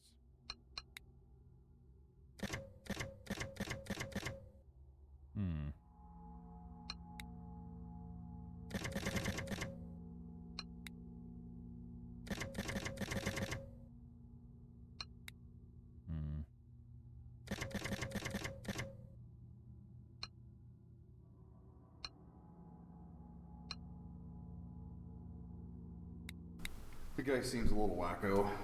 What a waste of space. Imagine he did a bunch of inhalants or worse with a memory like that. If he's actually even telling the truth. Could still be completely bluffing, although he's about as dumb as a bag of rocks.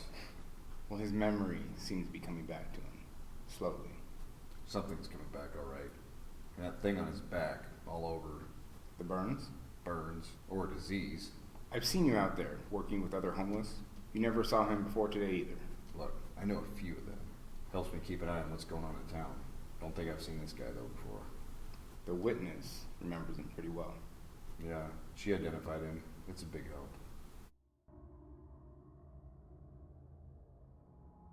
Did you ever have a young guy named Caleb come to your store? Or know anyone in town with that name? No. I don't think so. I get a lot of people in my shop that were very busy. He likely shares similar interests as yourself. We don't all know each other. No. No. How about a guy named Colby? No, I don't think so. No. No. Should I?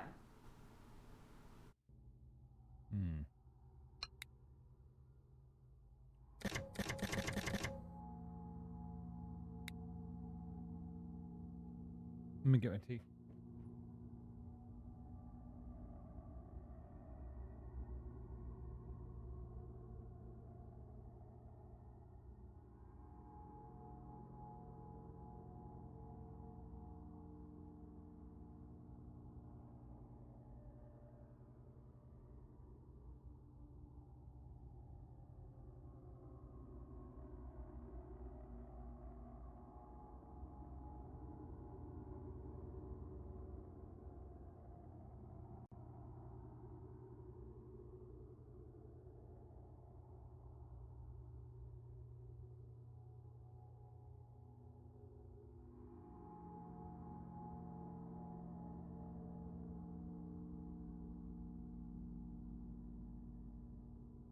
Okay, I'm back.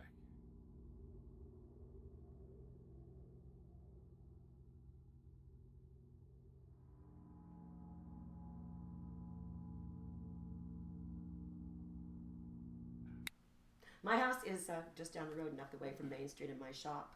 Very convenient. You must know it. This is the Circle's Glow? Yes, that's my shop. Another thing I like about our little town. Everyone knows everyone. Some more than others.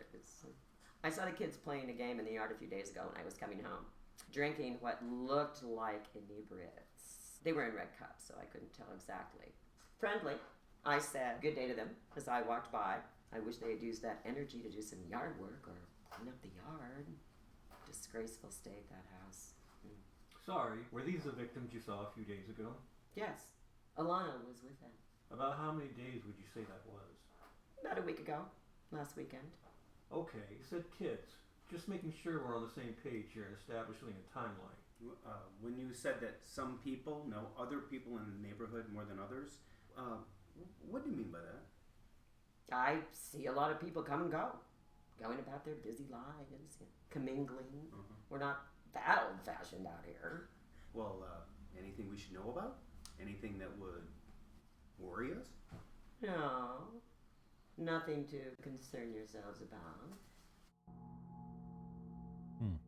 Alana. Yes, my store is located near the house with the teenagers. Young adults. They got intrigued by my humble store, just like anyone else who visits the town. They asked me to give them the manuscripts with ancient legends and myths of the area, saying they needed it for their schoolwork. Of course, I helped them. They're on the rack near the door. Mass-produced reprints I had printed specially. They looked like the usual tourist types, after all.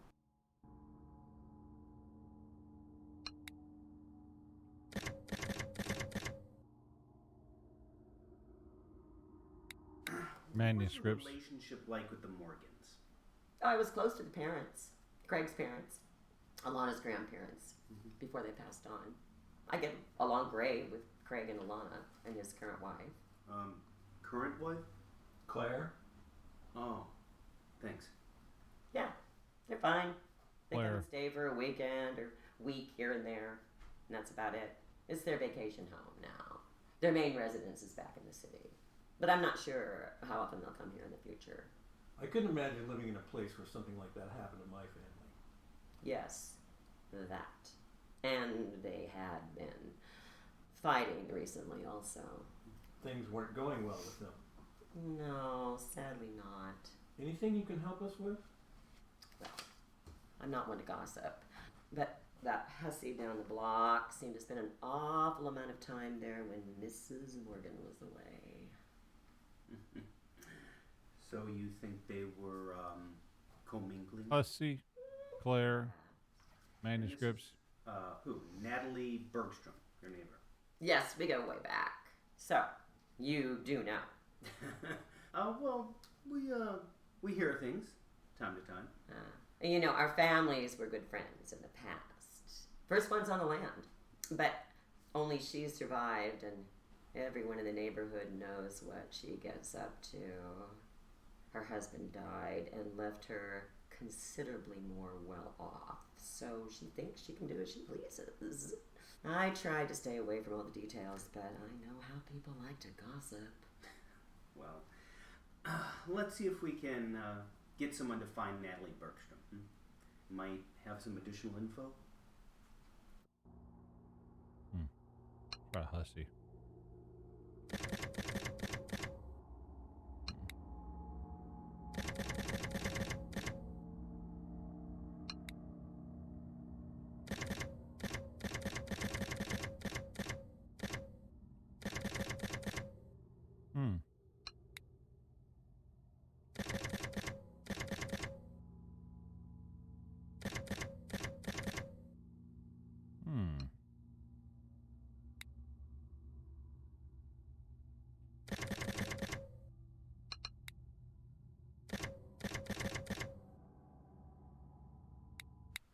My house is just down the road and up the way from Main Street and my shop. Very convenient.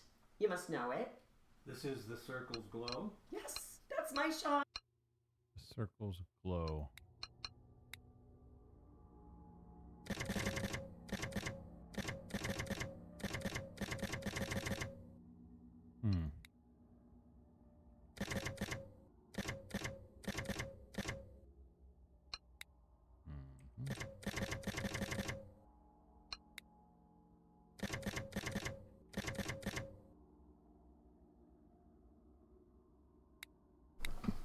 Oh, well, this town's been a time bomb for as long as I can remember. Not even surprised this has happened. Remember the looting in 52? 1952? That wasn't that long ago. I never could figure out who really was behind it all. Not like there were cameras around back then. Or the Orlando Jackson killing in 81? The weird stuff up on the rock? The list goes on. Bunch of loonies run around all over the place if you ask me. Oh, I don't know. I don't think Port Lansing is that bad. Come on. How long have you lived here? This town is unique. Got a bunch of tattoos. It's a blue-collar town, a vacation town. I'm sure every town has its dark spots here and there, or a secret. Whatever you say. He's got a bunch of tattoos on his arm. I was born and raised here. I love my town. We've got a lot of hard-working people out here. We got the retirement population and the vacationers, mostly. I became a cadet nearby while in college. Met some fine folks there, and now I'm pushing retirement. Honestly, I don't know when I'll pull the trigger on actually retiring, though. I stay active, and I'm proud of the work I've done here. Shame about some of the decisions the city has implemented, of course. They kind of let anything fly. Hell, we have a witchcraft store on Main. Excuse me, spiritual shop. No idea how a store like that stays in business. Attracts all sorts. Anyway, I like to think that's the the force neighbor's watch over everything and the neighbor's shop. keeps things in check, you know. I remember what it was like growing up here. Sure. Imagine tree-lined streets, neighbors helping one another, town get-togethers, all of the time downtown. Trips to the waterfront with the family, just a really special place to grow up, actually. Really happy people, and some of my fondest memories are from that time. We still have that to some degree, but it's different now. The internet, insularity, the world's become a bit more of a colder place.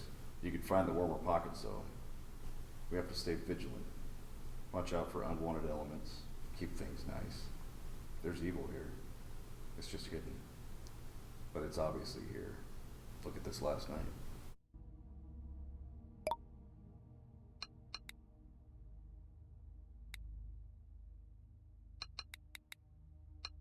Huh. Tell us more about the area. Maybe something we're not thinking about. The neighborhood?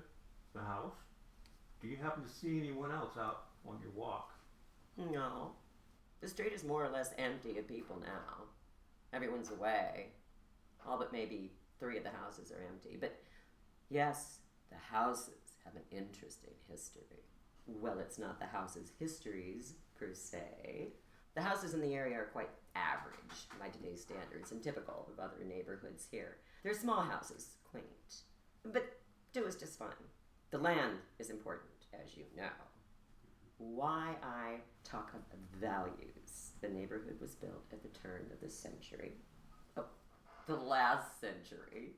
And before that, it was farmlands. Settlers, homesteaders, like I mentioned, came from all across Europe.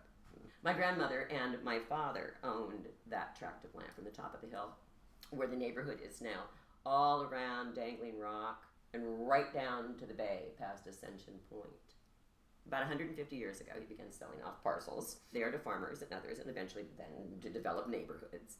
My house is the last of the original farmhouses, still standing strong. The Morgans and the Bergstroms all still have original houses right on our same street. And although their houses happened to be built a few years later on property my family sold off, my grandfather didn't have much land left by the time he sold the area their houses are now, but most of the land went to the Bergstrom family, who'd already become wealthy because of the timber trade on the peninsula. Such a different time. How families can rise and fall from grace. The Bergstroms are all gone now, apart from their daughter, Natalie. Oh, and the Morgans had their daughter, Alana, and relatives across the country, I believe. You seem quite proud to live where you do. I feel a certain connection to it. I've always taken care of it. Every place needs a caretaker. Oh, yes. I am the caretaker. All the way from Ascension Point on down. Ascension Point. Oh, you already got it.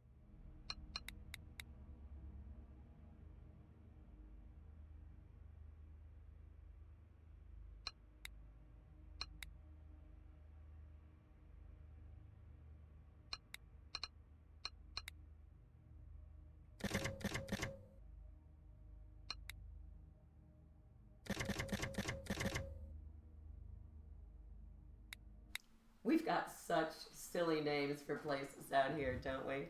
Do you know, they call us the City of Dreams. Funny. I have such trouble falling asleep. What with the gulls and other creatures constantly keeping me up. Good thing I have Ken to keep me safe. Ascension Point is what the Catholics, the Spanish, called Point Hudson before. And before that, Sanya Mas by the natives. It means I see you. I've always felt a special connection to Dangling Rock, Detective. It's quite a spiritual place. Calming, I've found. Now the tourists have ruined it, kind of like the kids, but you can still find moments of serenity there, occasionally. But overall, our town is quite nice and pleasant, don't get me wrong. Dangling Rock.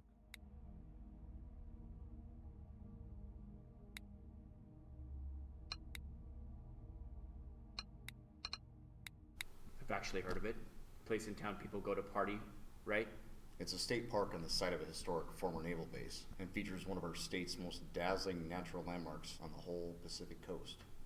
But sure, it's the place people party at.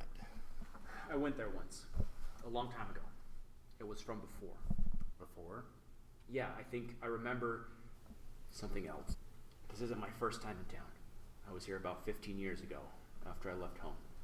I came here to check things out then. I think I went there one night. Came to check out the scenery, did you? I think so. I don't know why. Probably just wanted to come to the West Coast. Live out here for a while. Did you meet anyone? Remember where you lived? No. Okay.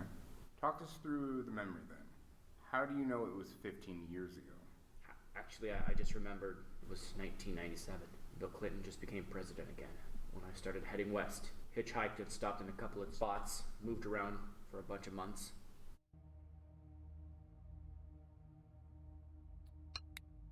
Dangling Rock.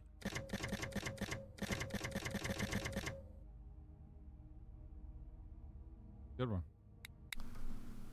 Dangling Rock. Our town's claim to fame. I mean, to be fair, it's a beautiful part of the town near the waterfront.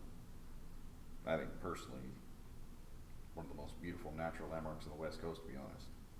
It looks great from the water, and you can walk right up to it. Of course, there's all that crap about it being some special sacred place or whatever. It's a big rock. We catch people there all hours. Most of the time it's just couples or kids being dumb or weird, but every once in a while it's some twacked out nut job thinking they're gonna talk to whatever two-bit deity they worship.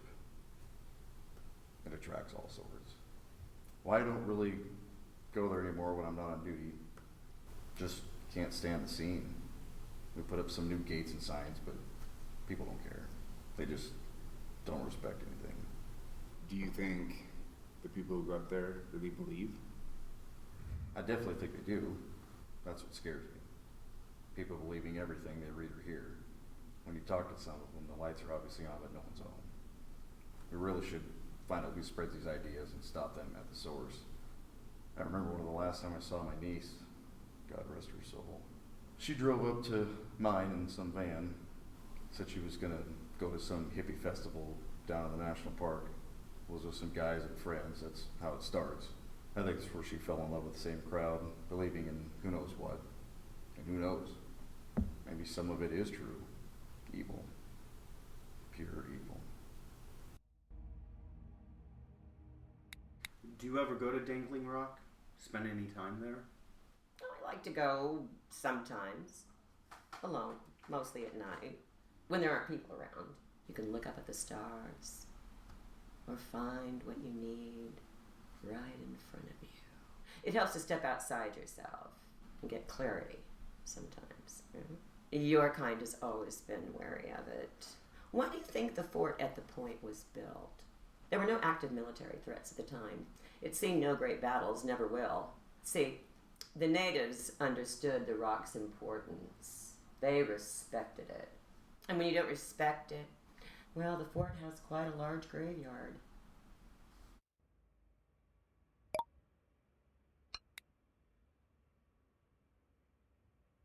Huh. Oh, wow.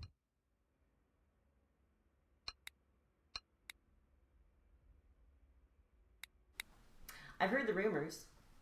Well, people thinking all sorts of nonsense occurs up there. Satanic rituals and other just nonsense. I suppose there's probably a hint of truth to it if you think about it. You and I have seen all sorts. All sorts. Doing their mischief up there. Arriving there in their caravans with their sigils of Baphomet patches and mall-bought trinkets. Reciting a bunch of things they read on the internet. I'd like to know what percentage are really successful up there. You and I both know, not much. Lighting some candles, chanting some tired mumbo jumbo. It's quite disrespectful to the site. You're right, it is. And I think we can actually agree on something. But you may be contradicting yourself there accidentally. Each of those teenagers leaves a good amount of money in your store. You know, buying those bumper stickers and trinkets. Am I right? I sell a window to another world, other worlds. How they choose to apply themselves with the knowledge they acquired is up to them.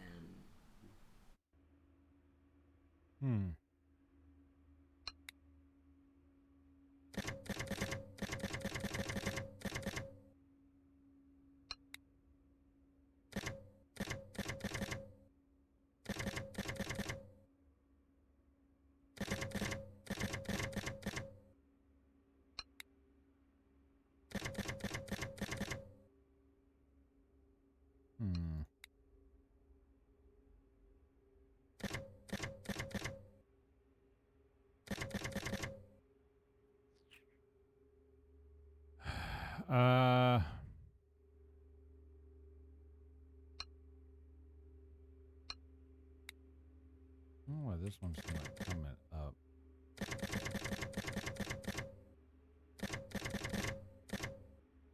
Oh, there it goes. Natalie. Natalie sounds familiar, but no.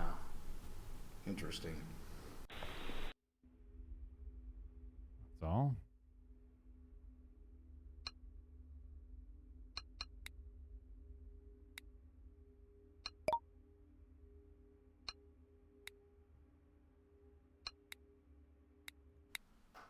Oh, I don't know why there's such a large graveyard at Fort Corden.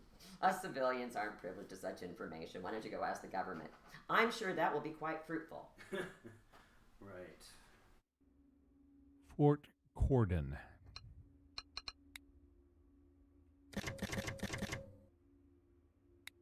Fort Corden, such a big fort. One of the biggest of its kind. It was only built relatively recently. As well, at the turn. Apparently built to protect the coast. Not sure from whom, though, at that time. The British, Spanish, Chinamen, Russians, Canadians, not sure who they were so afraid of. Do you know? I don't. Do you, Mike? Now, the official line was that it was for coastal defense. I'm not so sure. We can be so afraid of our own shadows sometimes instead of embracing them. And then, what? It became a facility, a prison for children. Oh, excuse me, a rehabilitation center for troubled youth, 17 and under. And a few escaped, never to be heard from again. All the while, we now know the military never left, and that they kept the cistern underneath, drained. Who knows what they were doing down there? Cistern.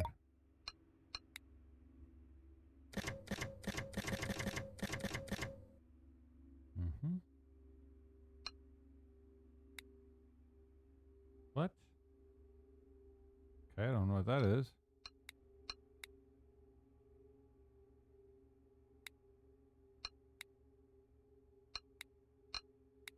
You ever been underneath the fort? Fort Corden? Underneath? Yeah. The cistern. Cistern? It's a big open enclosed area, usually underground, where they held a lot of water. Back before they had plumbing systems, they could store water that way. At the fort, they made one to hold water in case of fires. I wonder how often it got used. So you ever been there? Kind of sounds familiar. Going to a lot of underground storage tanks? Okay. So I've been there. A bunch of guys I was with broke in one time. I didn't know they had broken in until after. Nice. So how did that go? Alright. We just checked it out. It was dark as hell, so we couldn't see much. The sound in there was weird. It was huge, and we got kind of lost from each other without any lights. I kind of just stumbled around for a while until I found my way out. Anything else happen? No. I mean, not really. Not really? No. Come on, Caleb. You're being cryptic again. Your amnesia's returning. No, it's hard to explain. When you're in a big empty space like that, that's pitch black, your mind starts playing tricks on you. You start hearing things, seeing things. Maybe it was just the people I was with. What did you see? Nothing. Just heard strange sounds. And maybe some lights. But it could have been the space. It's got a ton of echo, and maybe the light deflects weird somehow. Part of the fun of going in, I guess. How long were you separated from the others? I found the door again in like 30 minutes. Everyone was waiting for me. You were stumbling around lost for 30 minutes down there? Yeah. I guess it was longer than I thought. What did they say when you got out? They hardly noticed. Some people laughed, I think. Then we all left.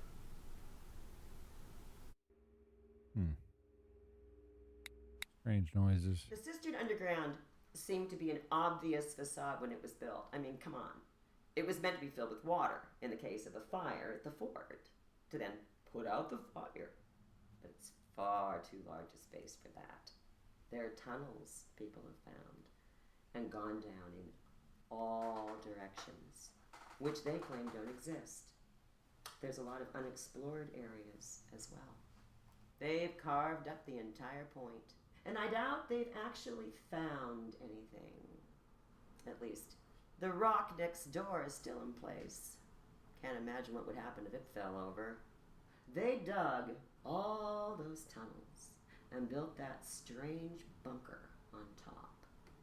They'd cut their nose off to spite their face, always going against the grain. Bunker? The area is really a spiritual and positive place. And they've gone and done that. I don't understand it. I've been down there once.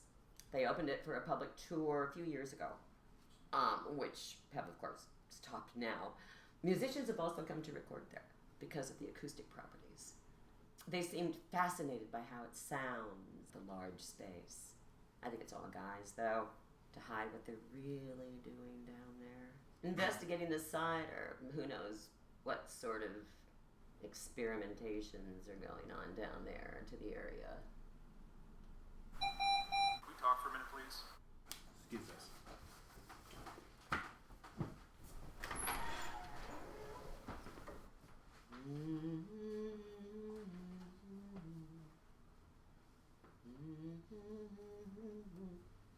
Experimentations, bunker. Well, we've got some news. I'm here. Wide awake. Tell me. We got her. The survivor, she's pulled through. She's being brought down now. Wow, that was quick. Well, that was fucking quick.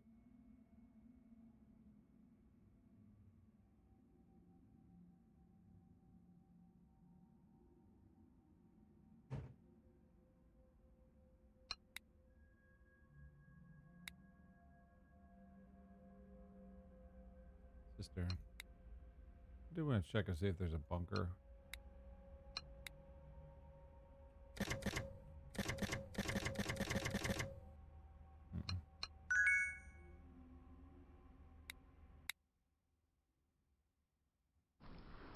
Alright, go ahead and make yourself comfortable. Let us know if we can get you anything. There's coffee, water, something here on the table for you already. We really appreciate you coming down here before you leave town with your parents. We understand you want to go back home and receive care there. Sounds like this is your last stop before leaving. I just want you to find out who did this and to feel safe again. Well, you're safe in here now. Again, we really appreciate you coming right from the hospital and that you feel strong enough to do this so soon. We have all the equipment set up for you to tell us what happened, so we'll ask a couple questions and then we'll get you on your way. So please, you're comfortable as much as possible? Okay. That's 2 questions right there. Let us know if you need to take any breaks or in pain at any time. So tell us, what happened 2 nights ago? You mentioned wanting to find out what happened to your friends. You don't know? Take us back first. What happened all of last week? You arrived in town then, right?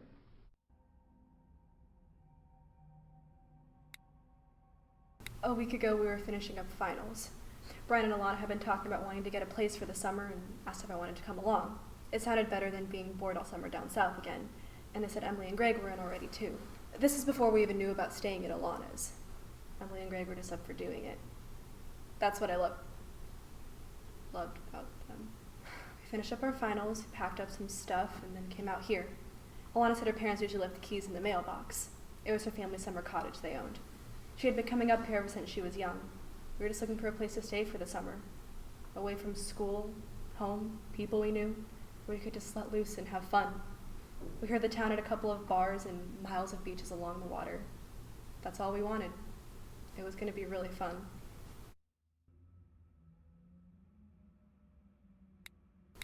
So we got here. The keys were right where Alana said they would be, and we moved in. We didn't have a lot of stuff. Figured we could get most of it out here. The house itself seemed really old. Kind of sad in a way, or creepy. Overgrown and dead plants. Peeling paint. I guess they didn't take care of it too much. There were no modern plugs in the place, just the 2-pieces kind. And all the light switches were the old push-button style too. You know, no Wi-Fi or any other modern conveniences. We were going to have to use data for our phones all summer, or go to a coffee shop, which was going to be fine. It wasn't costing us much after all.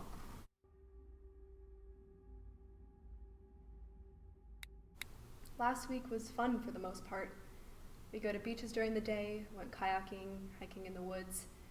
I looked at a couple places to get a job too, and then we went to that stupid rock thing. I think Brian and Greg jumped off of it. They kept trying to get a picture just at the right moment when they were jumping. Thought it would be funny, one of those pictures. Then at night we'd have fun too. Go to bars or just stay at home. And then that night happened. I can't believe it was only 2 nights ago. It seems like it was longer now. You've been through a lot. It was just another normal night for the most part. We went to the bar downtown after stopping by the festival. I think the bar is called The Lantern. We had never been there before. They had some group playing with a female singer who was really good. Not really my type of music, though. So we stayed there for a while. Emily and Greg wanted to stay out and go somewhere else. But it was past 1 and last call was coming up. Plus it was pouring out, so we decided to head home and hang out there. It's not a far walk from downtown. So we came home and played some cards. At around 2 to 2:30, things were winding down. Alana said she was going to bed, and the rest of us were still up listening to music and playing cards. So we're all talking, playing cards, and we look over and this guy has just seemingly appeared in the doorway to our room. We didn't hear a knock, didn't hear the front door open. He was just there. He didn't say anything. He just stood there. We were all kind of quiet when we saw him, just totally unexpected. Immediately, the guys got up and asked if he was lost, and Brian said that he had to leave. Greg was kind of drunk and rude to him, threatening him a little. We shooed him away out the front door, and he walked down the sidewalk and out into the rain. We were all kind of shaken up somehow. I guess it just surprised us. We thought we must have left the door open or unlocked and he wanted a place to stay. I think we had all had enough then and decided to call it a night. We all went our separate ways and were going to bed. But he must have come back after that. Around 3:30 or 4. Yeah, at 4 a.m. things got really hectic.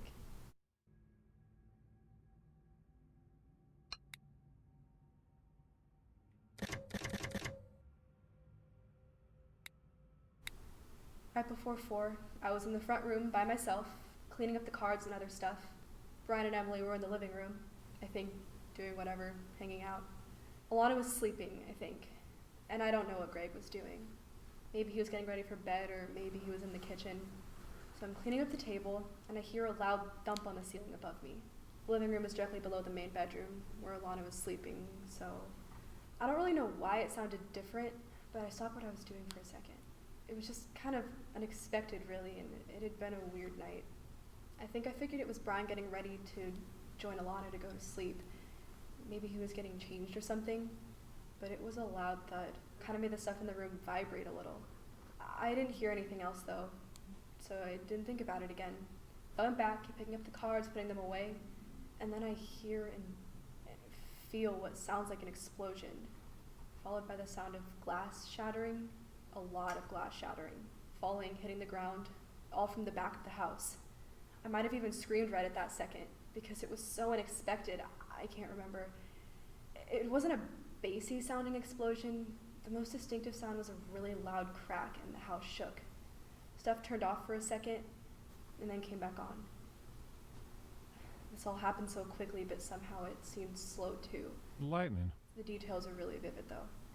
So I heard the explosion sound, and I don't know what to think. I'm frozen. It just really took my breath away. And then I became hyper aware of everything instantly. I made about 2 or 3 steps to the door, which was closed, about to see what happened. And I make it a few steps, and then the door opens right then.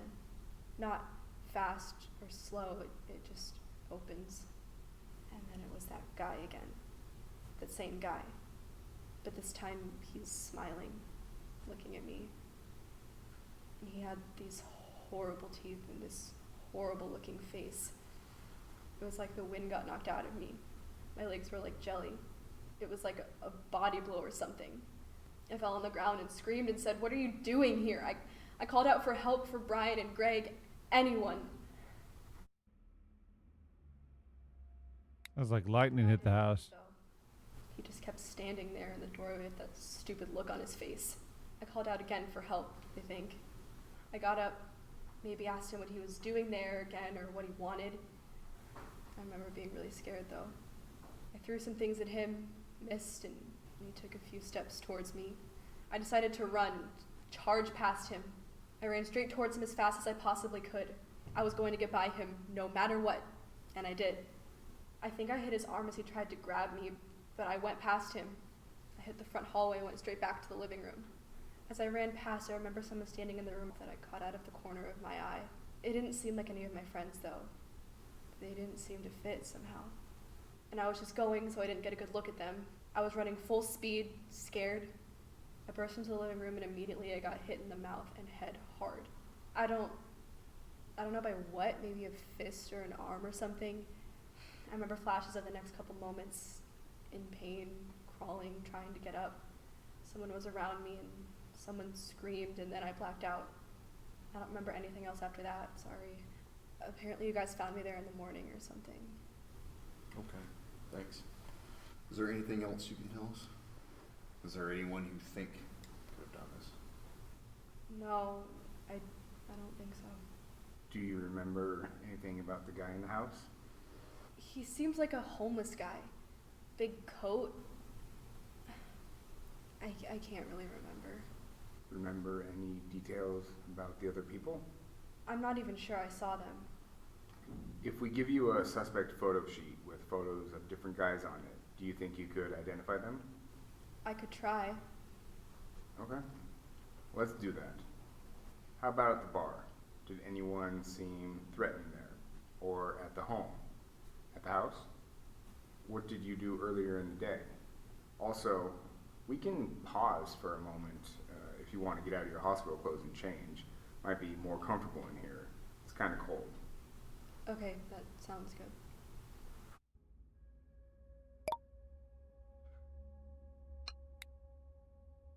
The press really focused closely on Heather's first-hand account of the last night. Her recovery so soon after was surprising too. Yeah, that's what I was about to say. She's supposed to be in critical condition, and she just came right back.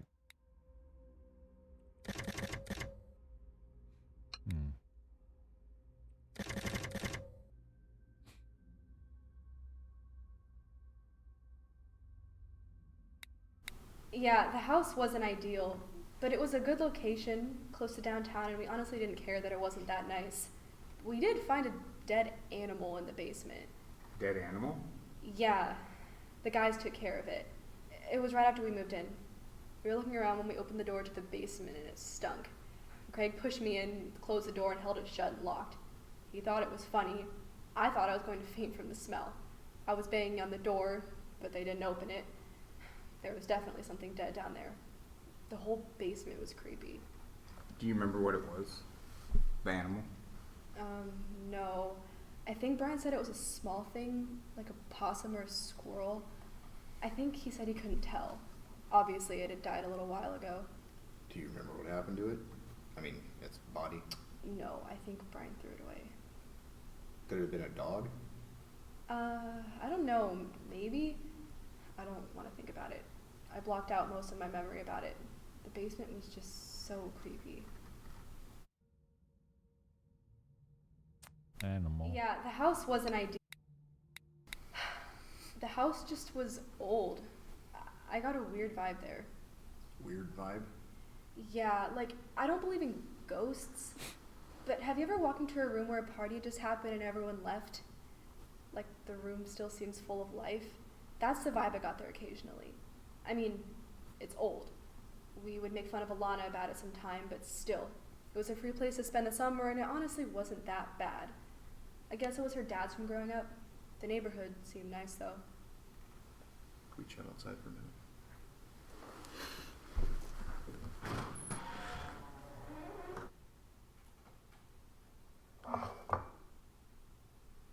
The fuck?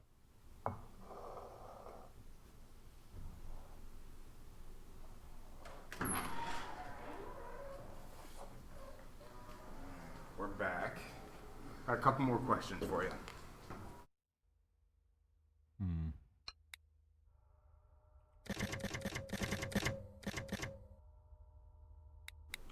Do you have any idea where this came from?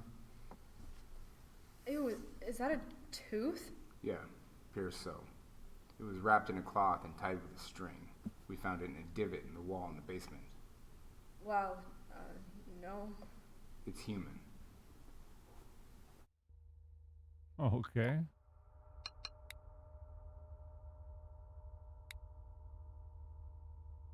Yo, that's not human. That ain't human.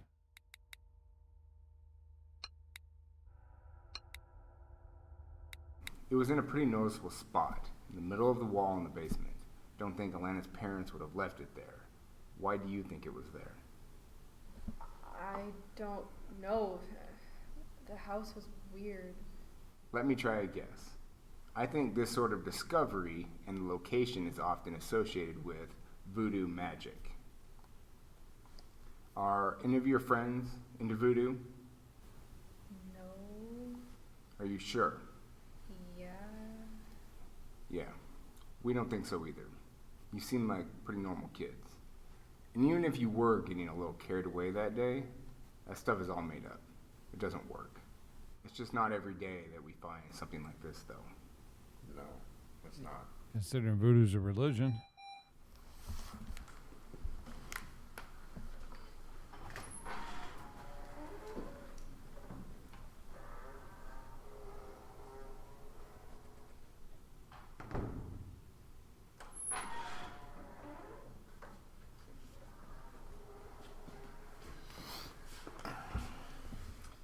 I don't think we have much more left. We found Alana's neighbor and are about to talk to her just to get some of the details you mentioned on paper. Since she lives right next door, but nothing you need to think about.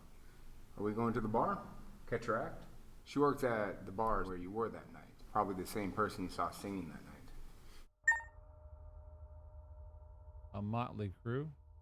All characters unlocked. Huh. You want to see something, though?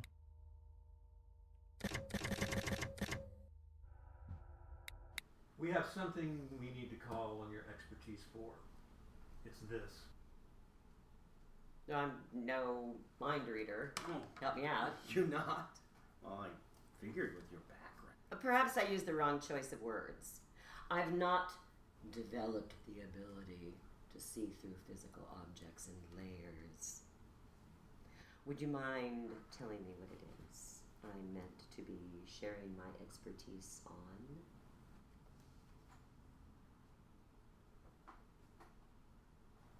It's a tooth. That is a tooth. A big one. Right. Well, what's it doing here? We found it at the crime scene, the victim's house. It was in the wall. In the wall? Yes. Well, what was it doing there? We thought you might know. Oh, I see. Because of my shop. Your kind never liked my shop, did you, Michael? Well, if you must know what you're looking at is likely related to folk magic. From the subtropics. I assume talismanic in nature. But for what kind of spell, it's hard to guess. You could enchant or bind an incantation to someone. It could be any number of things. So it was personal. Someone at the house wanted to target someone. Quite possibly. If it were used offensively, belonging to one of the deceased, well, it doesn't get much more personal than a part of someone's head. Well, all of the deceased victims had intact teeth, though. Or enough of them that we found, I think. Could it be offensive if it wasn't from a victim? Sure. Like an attraction spell. A love charm. A tooth combined with an object of the person. Are you able to somehow tell who the tooth belongs to? Oh, you mean you believe in my abilities. Nice, thank you, Michael. But you shouldn't have. I'm not able to track down a missing tooth in the spirit world like some ghostly private eye DDS. No, unless you know of someone missing a molar, I'd say we won't know whose it is. What I would assume, given the circumstances, it's that it's not important whose tooth it is, but more what they wanted to do with it. Hair is much more easy to use for those types of spells needing a piece of someone. Give us some examples. What do people you know get up to with human teeth in combination with something like hair? Well, like I said, it could be used for a variety of things. The wall was under the room. Yes. Is that important? It helps. Are these good or evil spells? Can be both. For example, you could use it to attract someone, or on the other hand, to push them away. But such black and white lines, good and evil, don't exist in my community. Teeth are more often used as protective charms, defensive in nature. But it's hard to say anything definite, although likely a powerful spell. Hmm.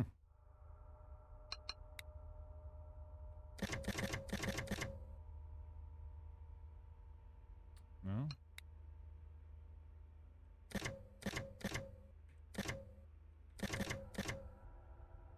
No.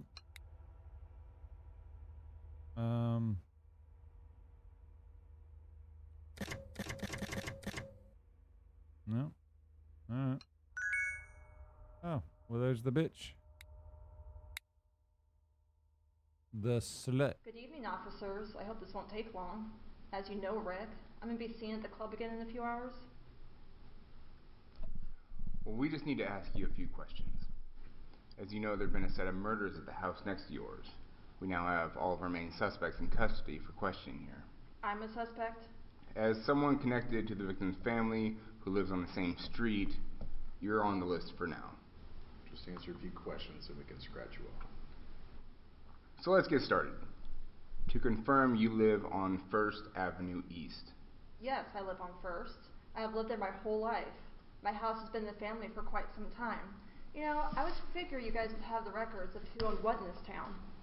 We're just going to ask some basic questions to get the facts down, to confirm some Okay, things for us. please, continue with your basic questions. Right. So you grew up in this town, went to school here, work here? Yep, never managed to leave. What do you consider your occupation then? I don't need to work at present. My late husband left me the appropriate compensation, and a few nights a week I see downtown, you know, for pleasure. So you consider yourself an artist type then? Does this ordeal really need to be recorded? Unfortunately, yes. Okay, well, I just don't want to be recorded. I don't have to tell you why, but it's public record and it lasts forever. I just don't like it. Unfortunately, there's nothing we can do there. We can have someone go over our data retention policies if you'd like. Whatever, continue. I really don't like that they're reading the script off to the side. I don't know why they couldn't have put the script over the camera. Hell, they even do that for newscasters. It's over the camera, so they're always looking forward. That's all of our suspects. The press really had a field day with her when the case was in the media. Watch out with her. It's hard to tell fact from fiction, the things she said. And you were contacted about the incident the other night on October 30th. The students by our department, right? Well, I understand there were some deaths at the house nearby, yes, but I haven't heard much of anything else besides that. I only know that they were inflicted by someone else. Killed most likely, probably someone trying to rob them. Isn't that the extent of the crime here? And drunk hillbillies? I deal with them all the time at the club. Honestly, I never met any of these kids before besides the girl Alana. Her parents have owned that house for several years at their vacation property. Isn't it a shame about what happened to them? Always terrible when young people lose their lives. Don't get me wrong, right?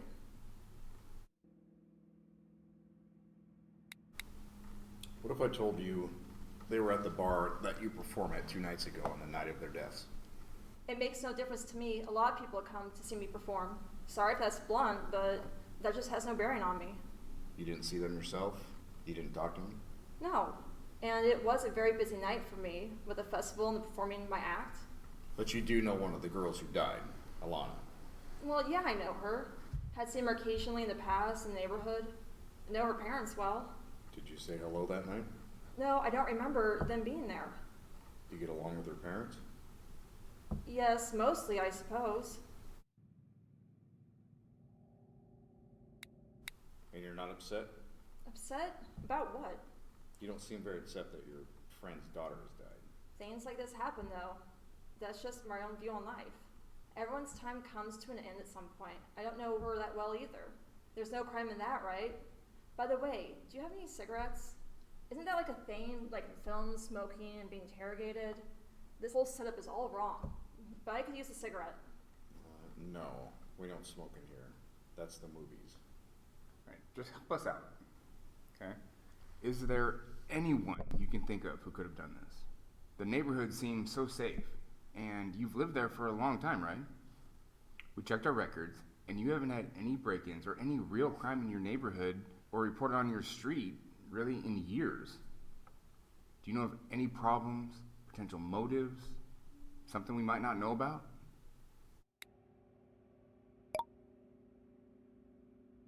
Hi, it's the chief. Looks like you're acquainted with the database and you've unlocked all the suspects in the case. Good job. One thing to note is that the database has a proprietary feature that lets you accuse any one of or more of the suspects. It's a flashing A button at the top of the screen. We're granting access to this feature from here on out. We trust you'll only use it when you feel ready to. It puts an APB for the marshals to arrest whoever you choose. So that's an all points bullet. So choose wisely. The whole department in town or county, and you get this right.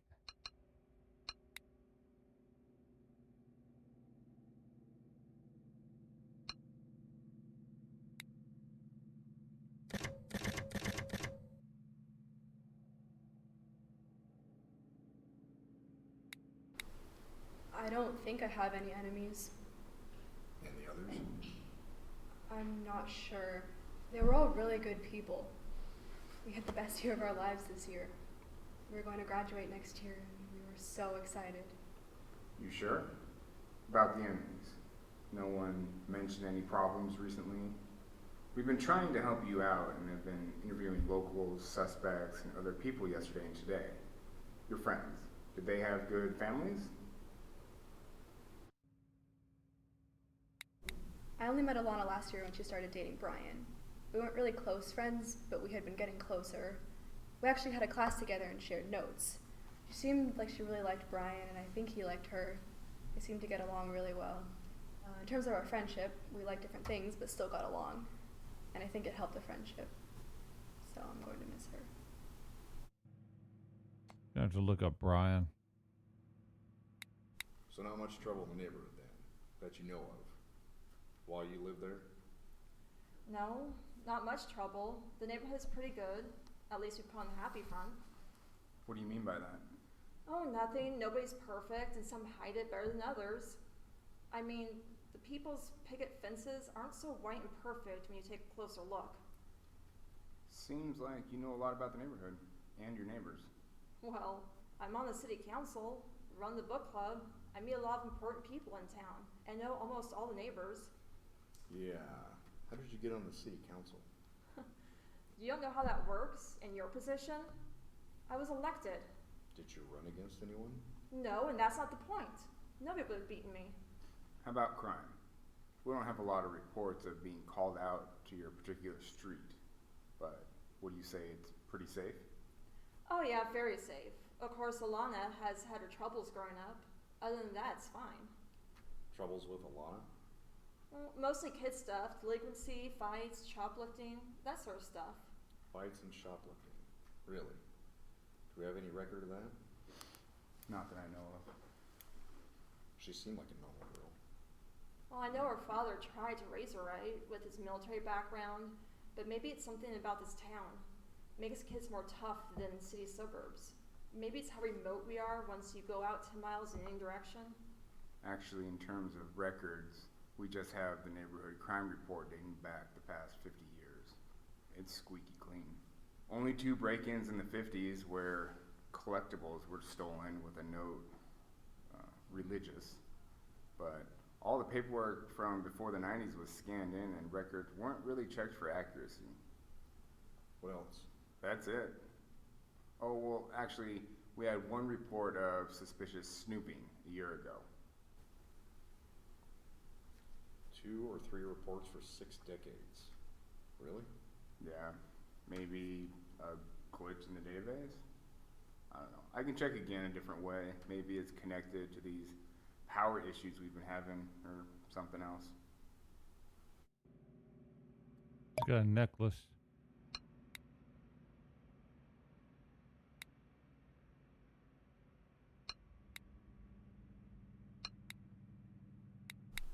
What would your life be like with Alana's father, Craig, on your own? Just the two of you. Have you ever wondered? I don't know. I suppose we go together pretty well, in a kind of Cleopatra Mark Antony kind of way. Me and my various accolades, his as well. Some things just make sense like that. Too bad. Life gets in the way, right? Yes, life. Some things just take time and effort. If it's meant to be, though, it'll happen.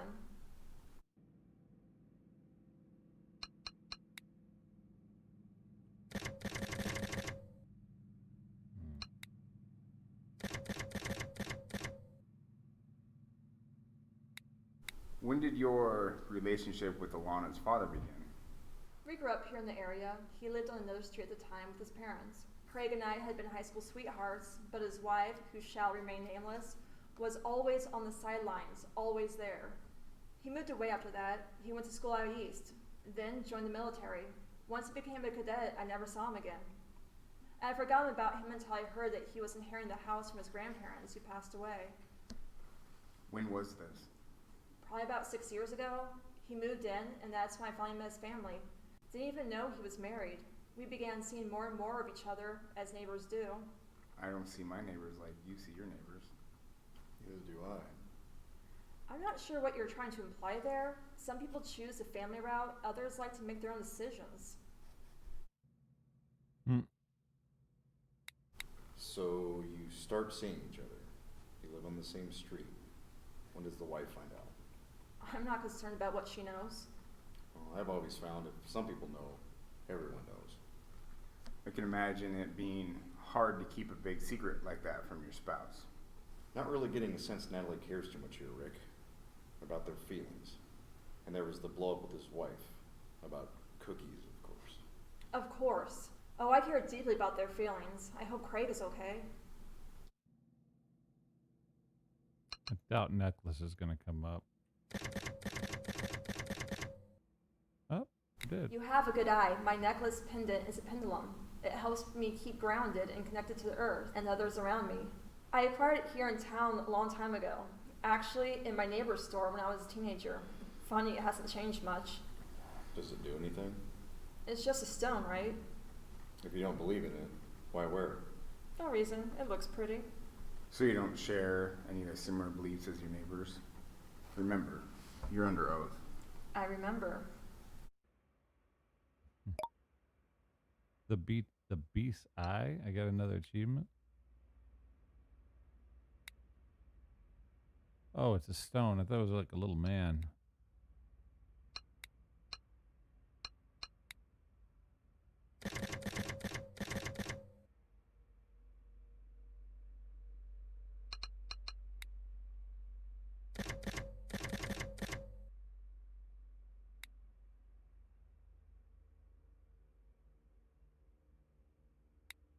Can you tell us more about what the guy you saw in the house looked like?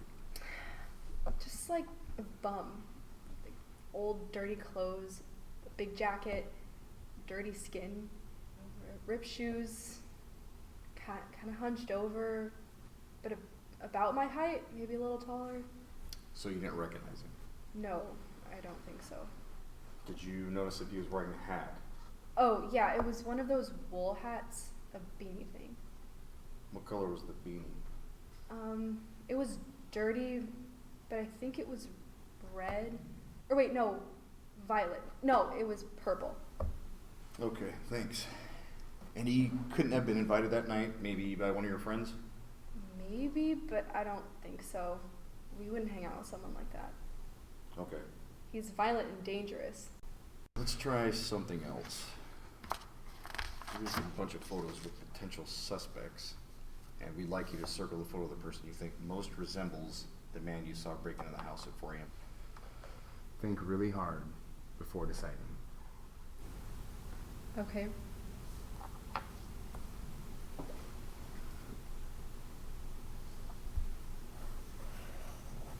That's him. Okay, thanks. That's our man then.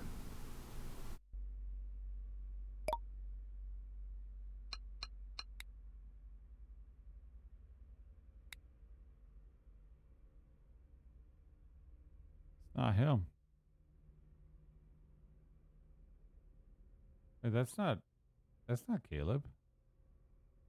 It's like, who the fuck is this?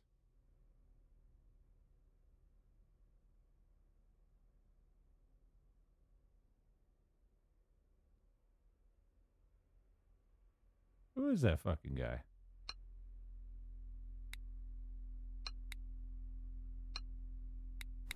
I don't know a Caleb. You never encountered a Caleb in your life?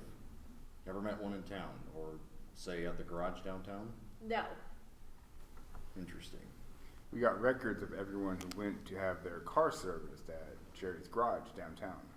We have a record from the garage showing you were there 2 weeks ago and that Caleb was working there that day. Was he? Yeah. Well, maybe he was. I don't know.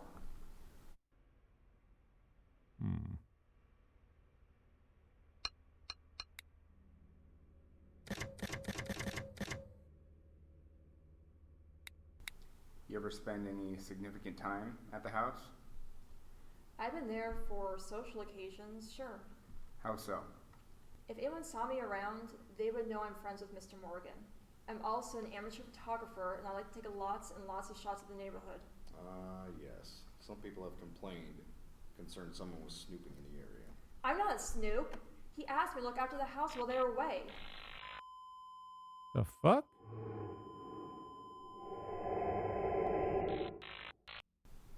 Did you hear that? Hear what? That whisper again. Never mind, must be thin walls. I mean, they're cinder blocks, but okay. Let's try to focus here.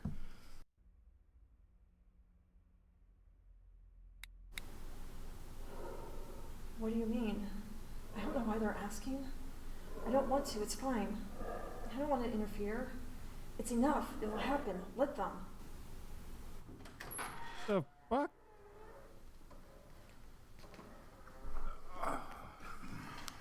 Everything okay? Yes. We want you to take a look at these photos. When we picked you up for questioning, you had a framed photo sitting in your living room. The others were in the back, behind the framed photo. So what are we looking at? Photos of Craig and his family? You're an amateur photographer, right? Yes. Are these your photos that you took? Yes, I mean, somebody could have taken them with my camera. You just said yes. Alright.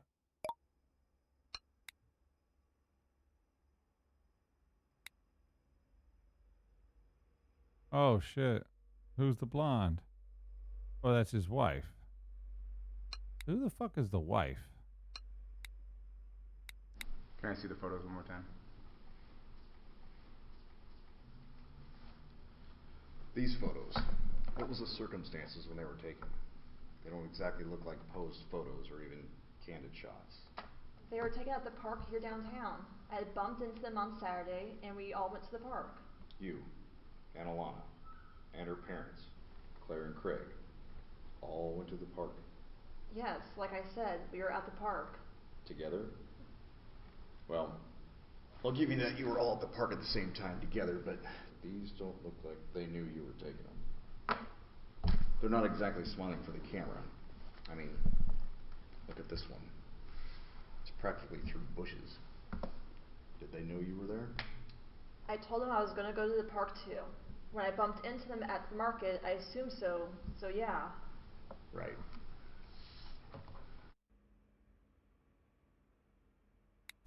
You wouldn't happen to be a stalker there, Natalie? No! We know you take pictures of people at the park without them knowing. Seems kind of stalker-ish to me. What do you think?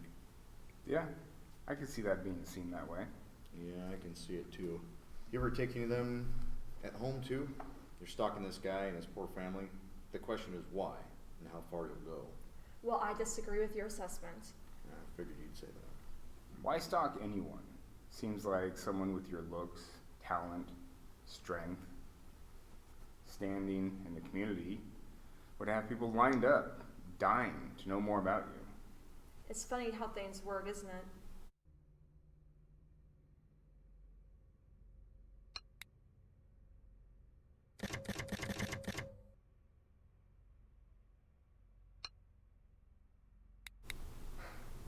Yeah, I mean, Darkness just gets to me after what happened. It's understandable. Hopefully that goes away soon and you can recover and try to live a normal life again. I think you'll overcome this. You're strong. Thanks. I hope so. You will. So, tell us more about Brian, as you were saying. Brian was a great guy. He was smart, he had a good future, played on the lacrosse team. He was just a really genuine person. What's going on? It's the damn power again. Don't worry, it'll come back on in a moment. I don't like this. Just hold tight. It's only last a few seconds. See? There we go. Damn power. A bunch of fuckery right there. I'm not dating anyone currently, no. I haven't dated anyone since last year when I was dating Brian. I've just been really enjoying being single, focusing on myself and school. Would you describe him as having a dark side at all? Dark side? No. I mean, he played lacrosse, which I always thought was pretty violent, but nothing else. No. Okay. So, it was a normal relationship? Yeah. So, tell us more about yourself then. What do you like to do for fun? For fun? Yeah, like, what are some of the things you like to do? Hobbies or anything else? Whatever. Go out, watch movies, read. I sew stuffed animals. You sew stuffed animals? Yeah, I have one. It kept me company at the hospital. That's really good. What sort of animal is that? My own. Oh, and I also like ice cream. Making it, eating it, whatever. Can I see it? Whoa. I have the uncovered a unique hobby.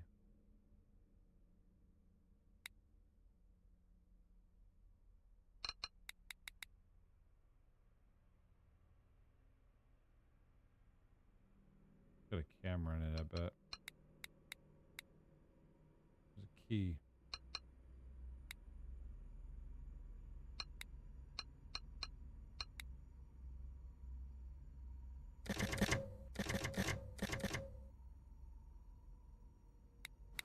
When we got off the phone, Mr. Morgan said that you had a key to his house. Is that right? Yes. Just in case they ever got locked out, that sort of thing. Interesting. You could have mentioned that before.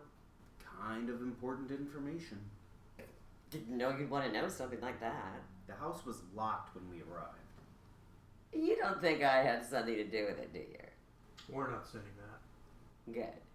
That key is likely sitting in my bureau where I left it after I got it. I can take you there and we can check.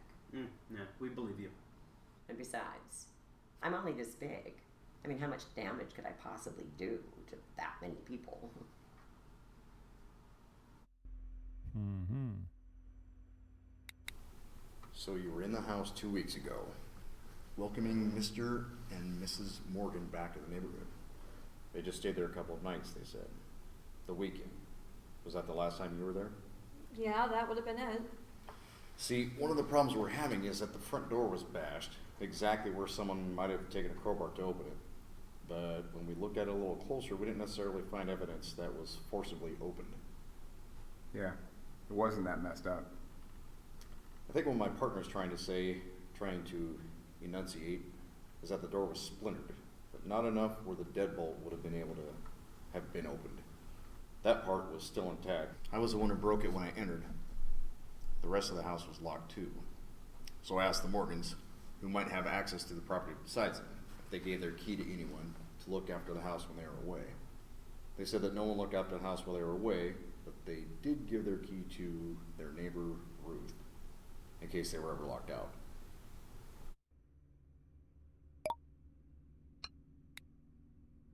Unknown?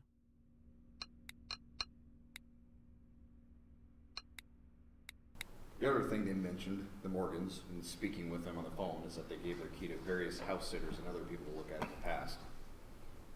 Only the neighbor Ruth currently has one, as far as we can tell. And of the people they mentioned, most have either moved out of state, are deceased, or were way out of town with solid alibis. There's only one person on the list that we have yet to check off, and that's you. So please tell us, when did you last have the key to their house? Must have been about 15 to 20 years ago. We were in our late 20s, and I looked after the place for Craig. He had just inherited the house from his grandparents. I gave the key back, though. Did that come up in your call and your sleuthing? Okay, fair enough. We're not saying you did anything yet, to be clear, but we can check that out. She could have made a copy, threw it out. There's no key. Arrest me. Get a search warrant. Look in my house. There's no key. Okay, Natalie, we believe. We'll still double check with Miss Morgan, but we want to ask you one more time. Was last weekend the last time you were at the house? I said yes. All right. The witness just saw a female face in the window this morning. Maybe it could have been you, checking in on the break-in for the Morgans, keeping a watch on the neighborhood, that sort of thing. No. All right. Just interesting. An older lady, and then you. Sounds like the house is a little more busy than we first thought.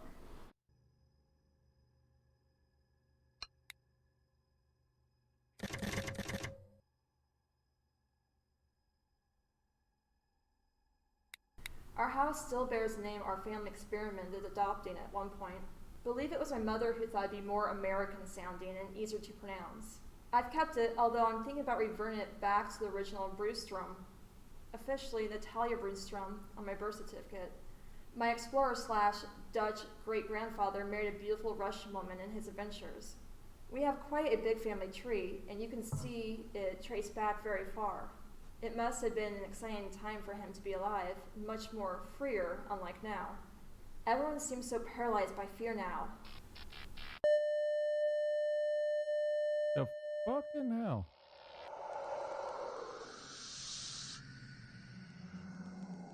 I'm sorry, what? I didn't say anything. Oh, okay, I thought you did. Sound like you whispered something to me? Anyway, I was saying we're Slavs tracing our roots back to the forests of Eastern Europe before that time. All very interesting to me, but I doubt we're here to talk about my genealogy. Let's get back to the topic that's useful to you, Lieutenant.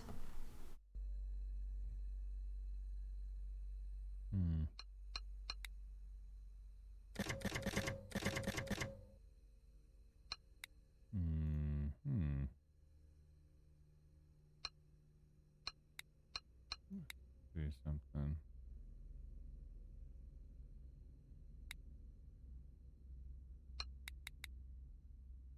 Stuffed animal.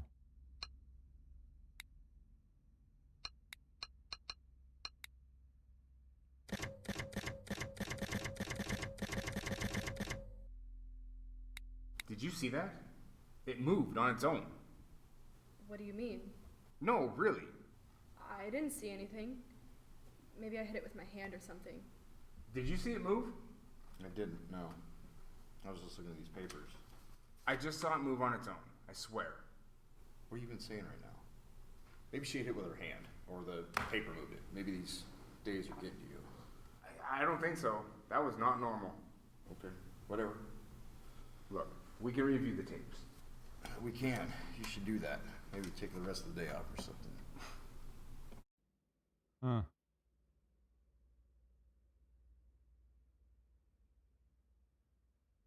Okay, why would Heather survive, but why would she want everyone else dead? That doesn't make any sense.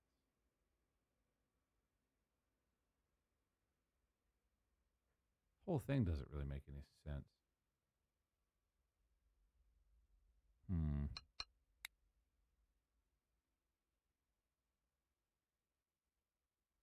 At the street.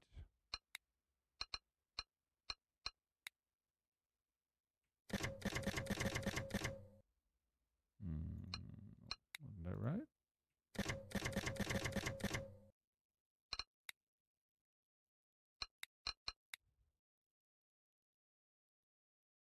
Jerry's.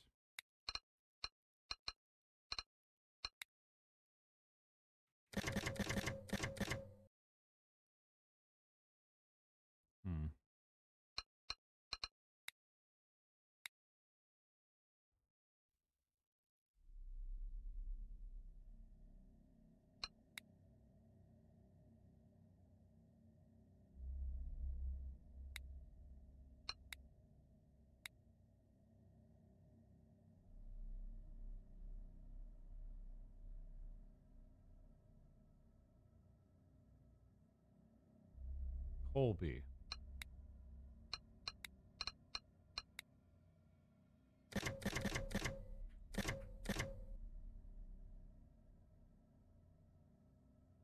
No.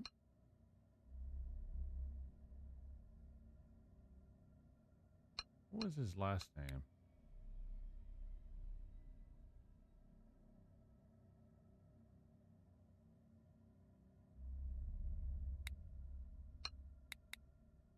Bell.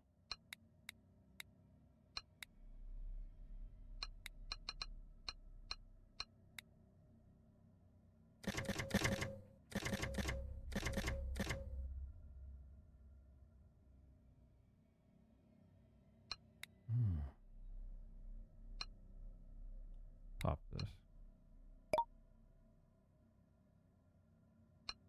Get a hint here. Victim's name is Greg Sims, a junior at Western. Besides Heather, he was the only one intact. Honestly, when I turned him over, his face was horrific. I'll never forget it. It was his expression. He looked terrified, beyond recognition. Next to him, there were a couple gash marks going into the floor. We don't know from what. Like I said, we didn't see any visible markings on him. Definitely not like the rest of the victims.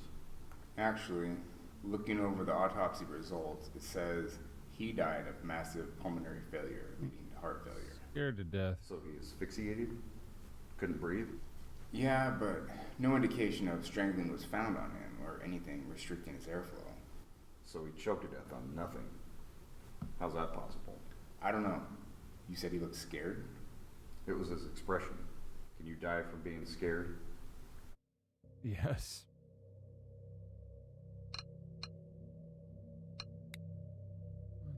Let's look up ashes.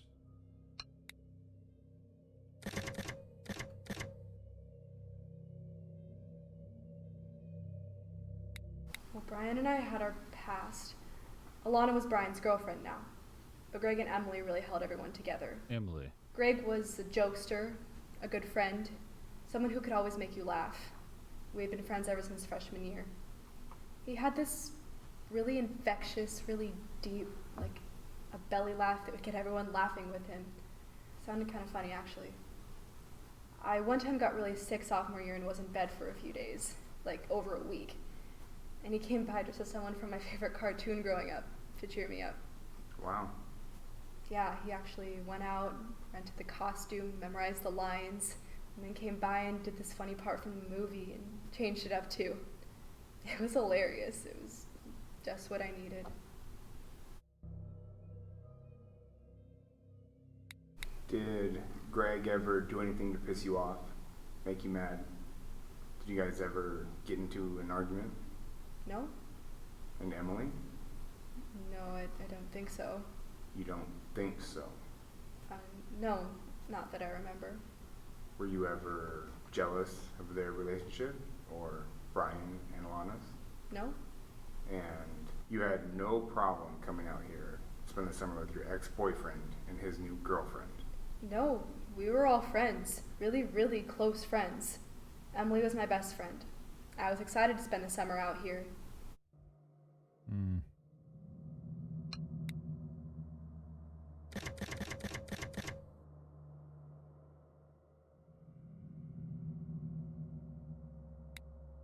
I loved Emily.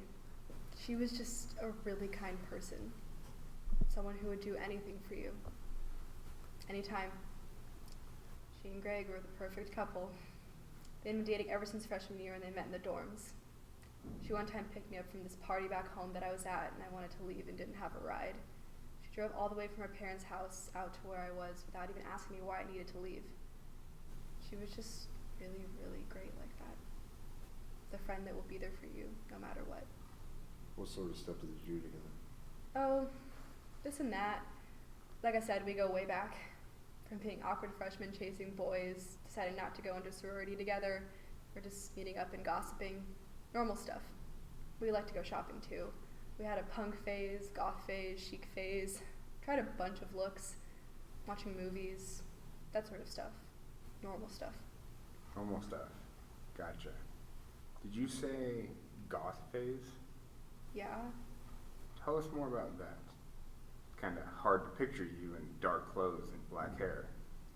Well, we would just go to the mall and buy stuff. Trinkets. Trinkets? Yeah. Like this ring. Oh. I was going to ask about that. I still keep it because I like the design. Emily had one too, but lost it, I think. Okay. What else happened during your goth phase? Nothing. I mean, I think we just liked the look. We went up and did a couple of dumb spells off the internet, but nothing ever worked. In our punk phase, we tried skateboarding and stopped once we fell so many times. We were covered in bruises. The chic phase, that was us spending way too much money on clothes and makeup. Wow, so you're really good friends. Yeah, we were.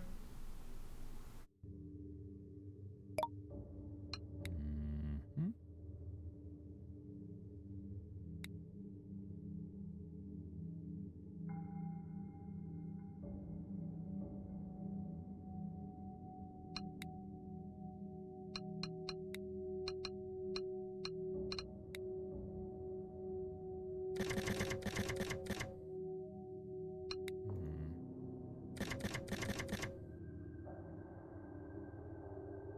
That one You was know any witchcraft? No. Not that I know of. That's an odd response. Not that you know of. We have some photos of you on file from your time in Minnesota when you were a teenager. In the 90s. Lots of dark clothes, not a lot of smiles.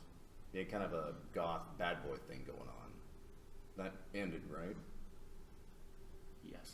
Well, actually, it says under one of the hobbies your family listed at was magic. You know any magic tricks, Caleb? No. Oh, you remember that. Interesting. So if I had a hat right now, you can make a bunny hop out of it? No. Look, I've done some stupid stuff in my past. Past? I've had phases where I was into certain stuff just like anyone else. Maybe I was into it in the past. Maybe I tried some stuff. Maybe it wasn't my thing. People change. Let them. Show me a person who's exactly the same as they were 5 years ago. Maybe this, maybe that. That's why we're here. We're gonna find out how many of those maybes are maybe nots.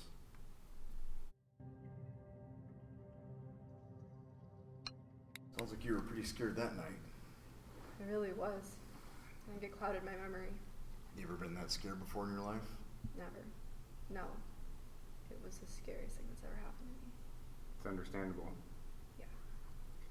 Didn't you and Emily try some witch stuff in the past? I mean, yeah, it was just kid stuff. And it wasn't for very long. I think I mentioned her and Greg were more into it. When you met up and did stuff, I mean, during this time, what sort of stuff did you do? The stuff we read about on the internet and books. Love spells and potions. Cursing people.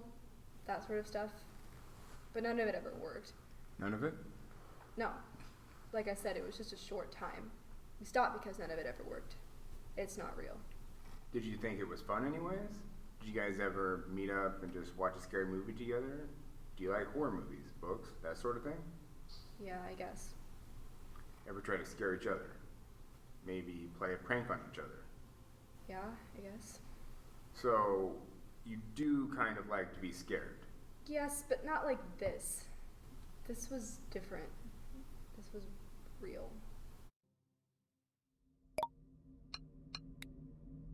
Hmm.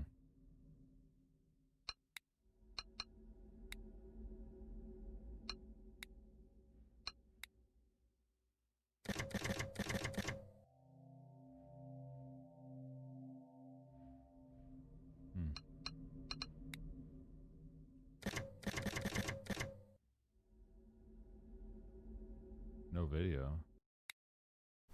Ever try any witchcraft yourself? Seems like you live in the right place for it.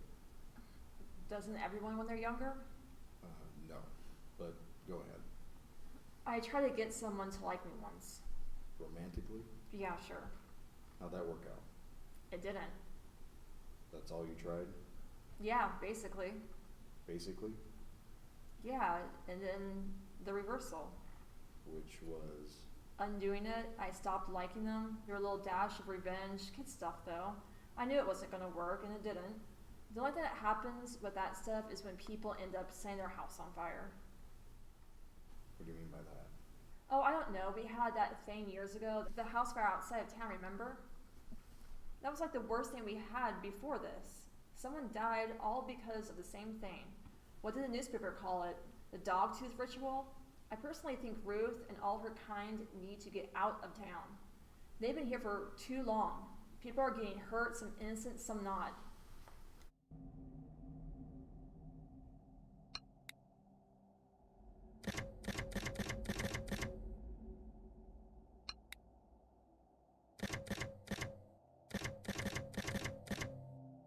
There it is.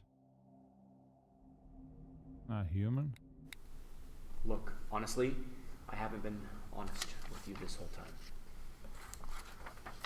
I do remember being here in town before 15 years ago. My first festival of fire. It had a fun reputation back then. So you had fun? Good, clean fun? Not exactly. Party wasn't happening enough for you?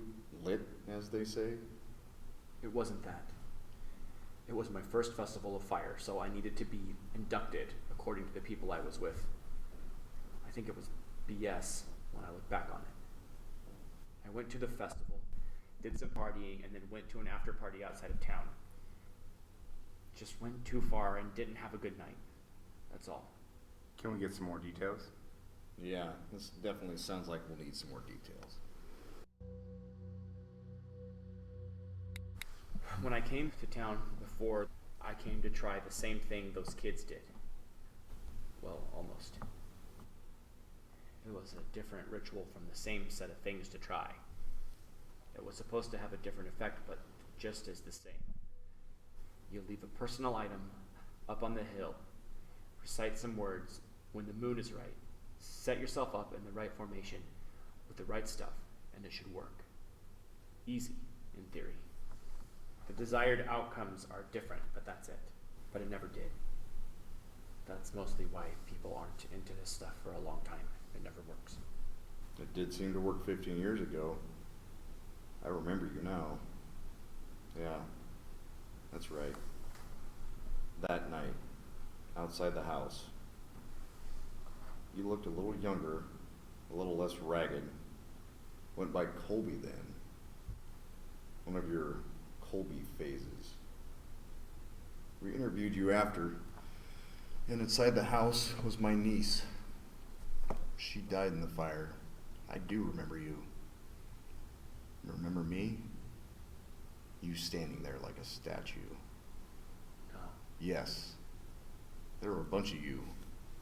Blank, expressionless faces, sobering up and staring at the fire. Some people shouting at each other, others were like statues. Our conversation was likely one of the less memorable ones. Did you even try to save her? No. I mean, yes, okay, it's true. I was at the house that night, really. Things just got really, really out of control. We came back from town after the lightning thing. Some of the guys who I didn't know from out of town bought some stuff and we all joined in. They brought out some random stuff and set it in a circle on the floor. They said we were going to do the dog tooth ritual. This is going to be different, I thought, maybe even fun. They were reading the spell from a random scrap of paper and then changing stuff. I had no idea what they were saying or what they were doing. The next thing I know, I can't hear the room anymore. Things just get distorted more and more. The room looked different, like in slow motion, like stretched out. You don't even know if the same people are there or not. I'm seeing weird stuff, faces, colors, sounds, all mixed together. The next thing I know, I look up and people are passed out and the walls are on fire and people are screaming, "Get out!" grabbing people and leaving. We tried to get everyone out, I swear. We couldn't get her in time. We tried. There's something about Kayla that's like me. I think I remember now. It was with my niece when she died.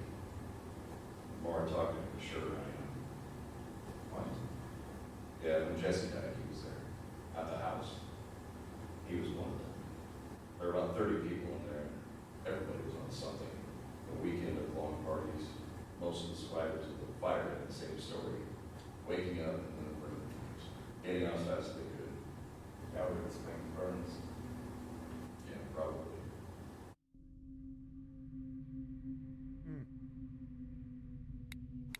Have you ever heard of the dog tooth ritual? I'm not familiar. I don't know every act from every tradition. With a name like that, I can imagine it being from the lower arcanas, perhaps modern, maybe even something off the books. Off the books? Unwritten, passed along orally. The street people here sometimes come in and chat about various things they've heard. That's where I hear about most of them. Interesting. It caused a deadly fire years ago. Sorry to hear that. People shouldn't mess with things they don't understand. Do you think that happened a lot around here? Do you think that's what happened to those kids? It's possible. How possible?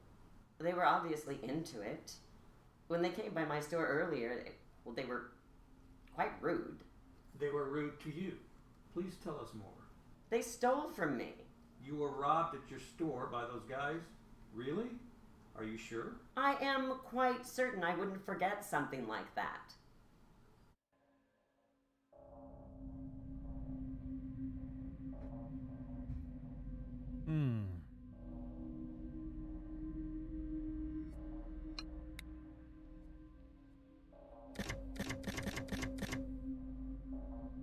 Misspell me niece.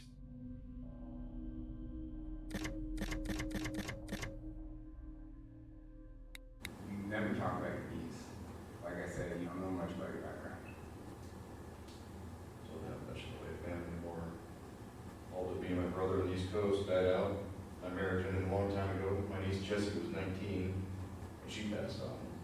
Lived here in town at the time. Well, stayed around here at least. It's been 15 Octobers since she died. Yeah, there was a house party, a fire. That's all it took. Only one who died there. God rest her soul. Sorry to hear that. Yeah, it was all over the news back then. You probably heard about it. We haven't really been here that long, so again, I'm sorry to hear that. Just watch your kids run with. Or safe anymore.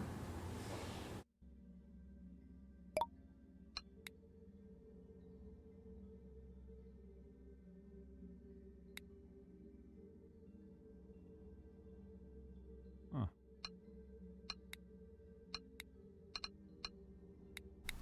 You've got a tattoo. I never knew you had a tattoo. Yeah, told you. I've got a couple. I've got an anchor tattoo from when I was in the Merchant Marines. It's a different time in my life. Been thinking about getting it removed, but I don't know. I guess it's not hurting anything. What's yours of? I have a few reminders of my past, my values. Can you show me it? I don't really like to show them off. Oh, come on. Show me the one on your arm at least. All right, sure, you can see it. It's a reminder of something special to me, my loss. My niece Jessie, I always called her my Raven because the day we saw one together at the park when she was younger, she thought they were so cool and wanted to be friends with it. It didn't even fly away, and it actually let her touch it. Now when I see one, they remind me of her. I don't always like the reminders, but it does keep me vigilant. You know, the youth, they don't know what life is really, well, where their fate's going to take them. They're easily led by different this and that and whatever they see on TV or on their phones, false prophets, whatever. She was partial into this stuff, and that's all it took. And she died. I can only respond with doing my duty every day to help others not fall down the same path.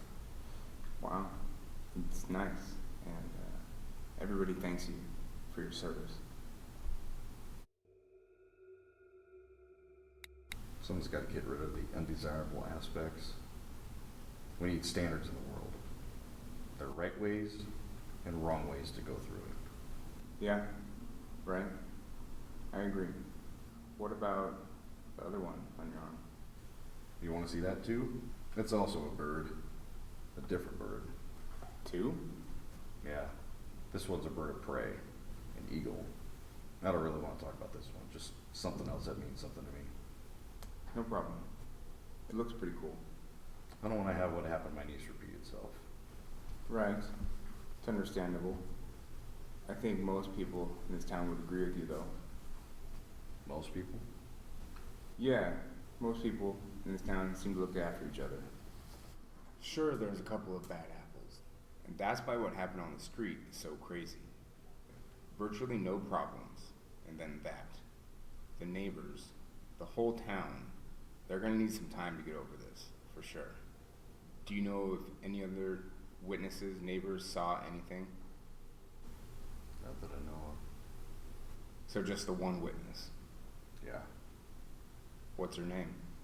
Ruth. Ruth Forsbrand.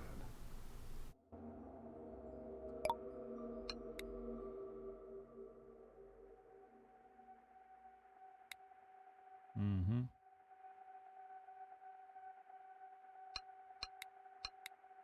I was going to ask a tattoo. It just took a while.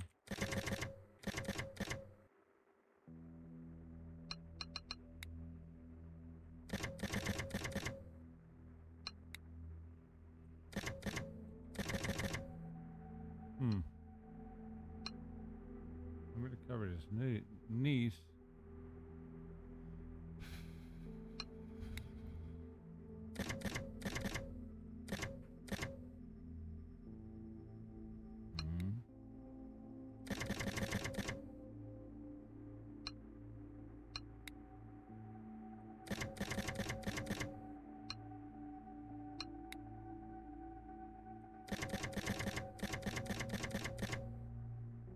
There's one.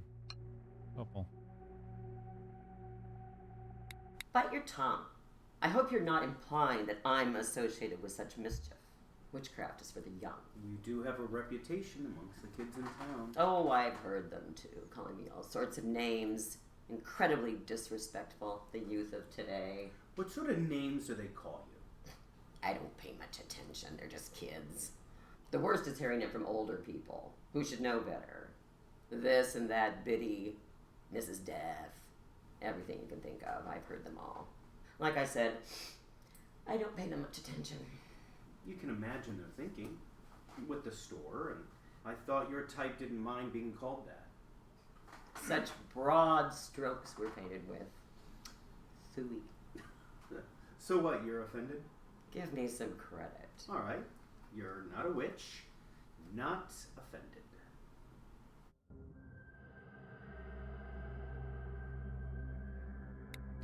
I guess I don't know what I was expecting. We all went on the website at school before we left and read about it. How everything, like these different groups and religions have sort of a claim to the site. That it's this and that. Something for all their beliefs. Not Christian religions, but other types. More native stuff and the witch stuff. Satanists, Wiccans, I guess. I don't know if that's right. Emily and Greg were pretty into it. I thought it was kind of funny. Sorry, I guess I'm not feeling well. Looking forward to going home. Thanks. This has already been super helpful.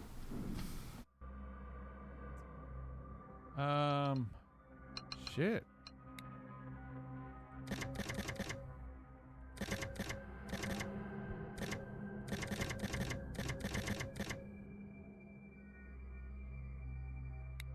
You ever been up to the Hill State Park? Yeah, like I said, we went up there a couple of days ago, last week. Emily and Alana and the guys really wanted to go. The guy jumped off of it, and Brian actually kind of hurt his leg when he landed and vowed to get revenge on it. It was pretty funny. Said he wanted to come back and push it over. Emily and Alana wanted to see it too. I thought it was amazing, not what I was expecting. The site? The rock? Yeah, it's a beautiful location. And the most beautiful I've ever seen with the water and the hill. Did you happen to go up there for the bonfire later? Where they light the statue up? When they burnt the big straw man? No. We watched it from outside the bar. Everyone was cheering when it went up. But it's not really our thing, so we stayed downtown. Alana had been up there before. Did you guys do anything else during the festival? The guys did one of the shooting galleries. We shared an elephant ear. We also tried to guess what was in the bowls and the boxes. You know, the ones where they cover the boxes and they have spaghetti for intestines, peeled grapes for eyeballs, that sort of thing. That must have seemed pretty tame comparatively. Yeah, the whole thing seemed like it was more for kids and families. I know, my family loves the Festival of Fire. Alright, let's move on.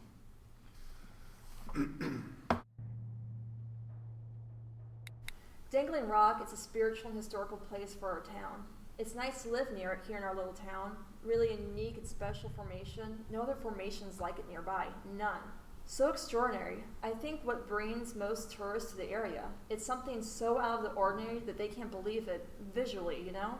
She's the worst of them all. Military, it seems. They dug up all those tunnels and built this strange bunker on top. They cut their nose off to spite their face, always going against the grain.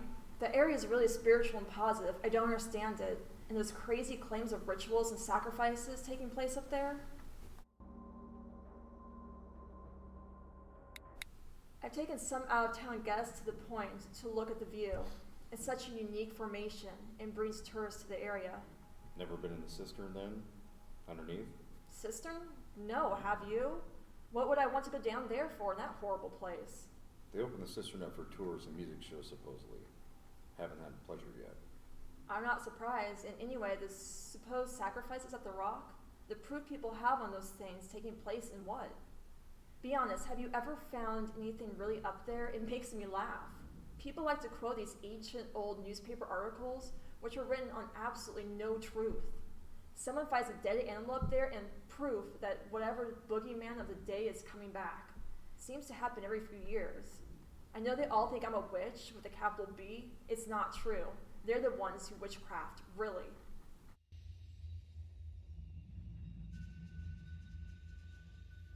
I don't know how the hell I'm supposed to accuse these people. It's so damn convoluted.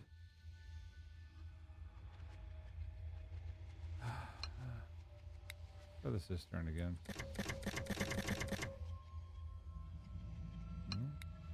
Bunker. Fort.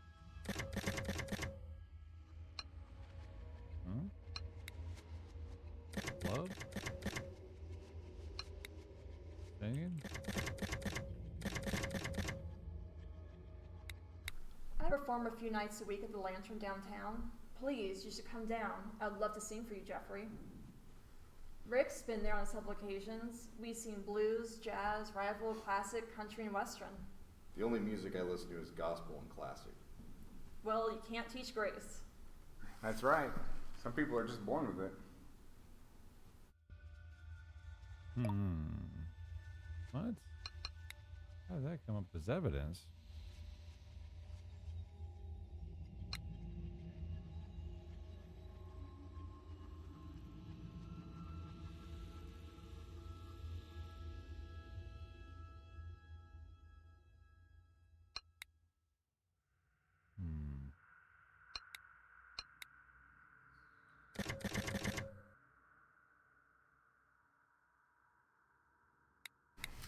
I don't remember a fire, no.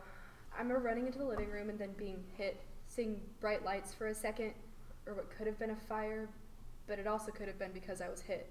The hospital said you had some minor first-degree burns on your body, and your hair had been singed a little at the tips.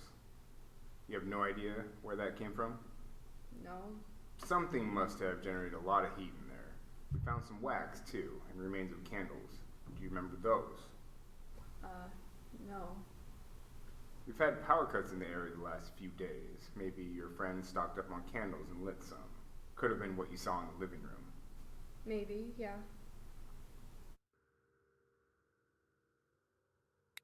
Could the fire have been put out by someone?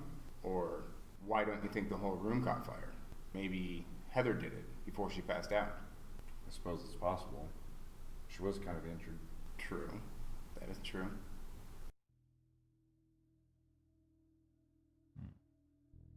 Okay, it's not...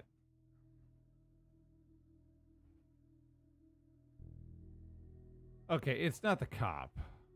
I don't buy the cop. He's got no reason not to blow up the house and kill the kids. He'd hate Caleb if anything.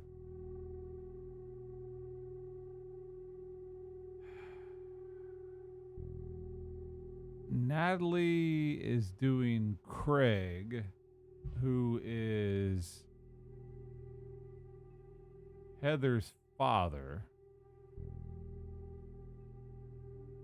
which is Elena's. So Elena would be Craig's girlfriend. Hey, T-Bones. Natalie was cheating with Craig. So Natalie would want Craig to love her. She's into witchcraft. I think she put the tooth underneath the thing. So I think Natalie did that, but I don't think that she blew the fucking house up. I don't think Ruth would have any reason to do it. Heather survived. The only reason I think she would have something to do with it was because, who was it? Emily and Glenn? I forgot what his name was. Where she used to date the other guy. What was his name? Greg. She dated him. So Emily and Greg. So wait, was Alana? No, Alana's dead. I don't know what the fuck Alana. Well, it was Alana's house. They never mention Alana, really. They don't really talk a lot about her. It's just her fucking house. Yeah, it's just her fucking house. So, and I can't accuse her anyway. I don't know. It doesn't make any sense. So, like, Caleb's all burned up. So he could have blown up the house.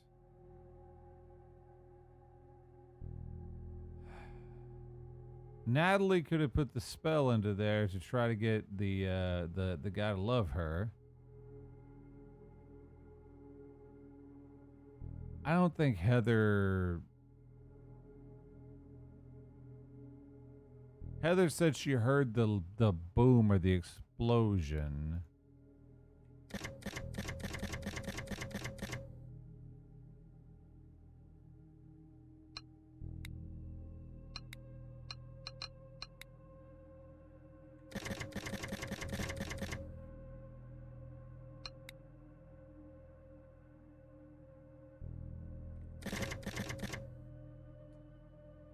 What did she say?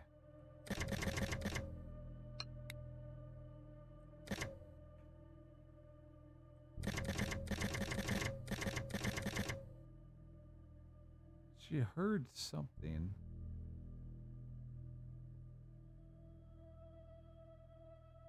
Said she was hit.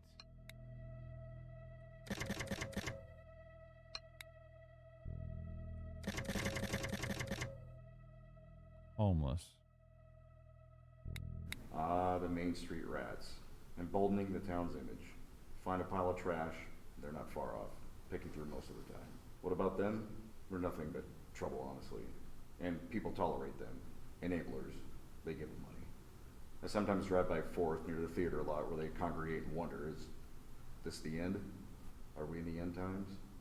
Ever since the mid-'80s, we elected that liberal parasite of a mayor who wanted Lansing to become a young town with Bohemian-style culture instead of staying true to our roots. You know, good people with good values who live here. They're the ones that deserve better. Instead, we have this half college culture, half homeless culture, more like it. It's always been a powder keg, though. There's a culture war going on. Sorry, I'm ranting. No, continue. More evidence.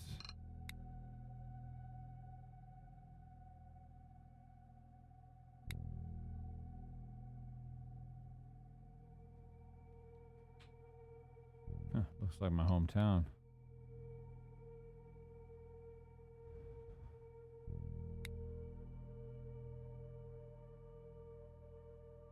Photos taken by Natalie Bergstrom. Look up photos.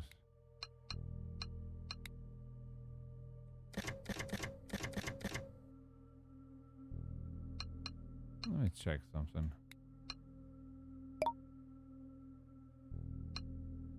A little bit of a push here. What all goes on at the Festival of Fire? Oh, Festival of Fire. I haven't looked at that yet. The cops, you guys patrol it, you know. That wasn't where I was going with my question. We're aware of the event. Well, away from the fun and games, there are some places in town that celebrate in different ways. How so?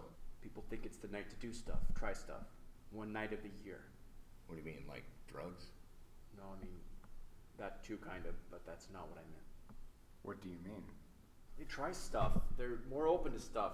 Having fun and serious stuff, like witchcraft. Witchcraft? Yeah, like spells and stuff. It's kind of what this town is known for, you know. Really? That's what the town is known for now. Partially, yeah. Ritual of Fire. No, it's not ritual. It's Festival of Fire.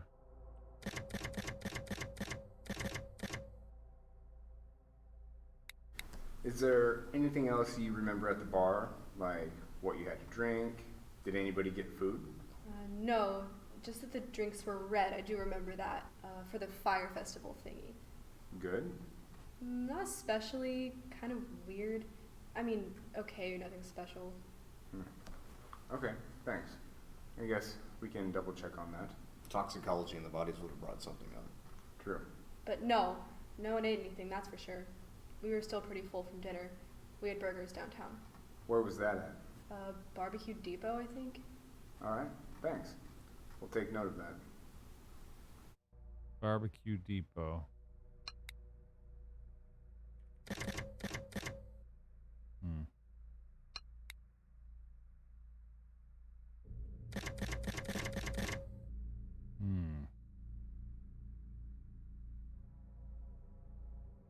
Shit, man, I've done so much searching. I'm gonna try one more message and see if I can't get a pop here, man. I'm grasping now. A new video. You were married once before? Yeah, unfortunately. To an Anthony Valentine. Never heard of him. That's right. How long were you married for? 7 years. Mine lasted 3. I guess there are exceptions to the rule. What rule? The 7-year itch. Your husband died, though. A little different. What did he die of? Tony died of a long-term illness. What sort of an illness? Just general illness, malaise. He was constantly sick. What was the cause of death? I can look this up too, but it would just be easier if you told me. Pneumonia. In your house? No, he had rented an apartment here downtown. Tell me more. Not much to tell, you know. Come on, Natalie. You're under oath now. You can't hide anymore. It's like pulling teeth. Funny you should say that. He was a dentist. Like I said, not much to tell. He's from upstate New York. I was considerably younger. We were very unhappy, and then it ended. What else would you like to know about him? Not much, I guess. Okay, so he was a dentist. Could have pulled the damn tooth. So again, I think she did the spell for Craig, which was Heather's dad. I don't think that would have blown up the house. It does, the blowing up the house and killing the kids, that doesn't make any sense. Caleb is homeless. He's burned up from 15 years ago, nothing recent. It's not Lieutenant Colton. He didn't do it. Ruth, I don't know why she would do it. I haven't seen anything that makes her think that. Heather's got burns on her that her hair's singed, but she says she was downstairs. I don't know why the hell she would do it either.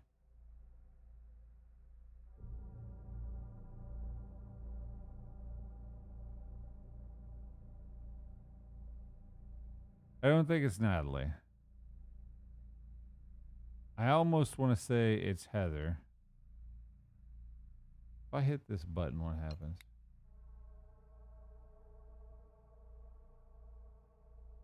I want to say it's either Heather or Caleb.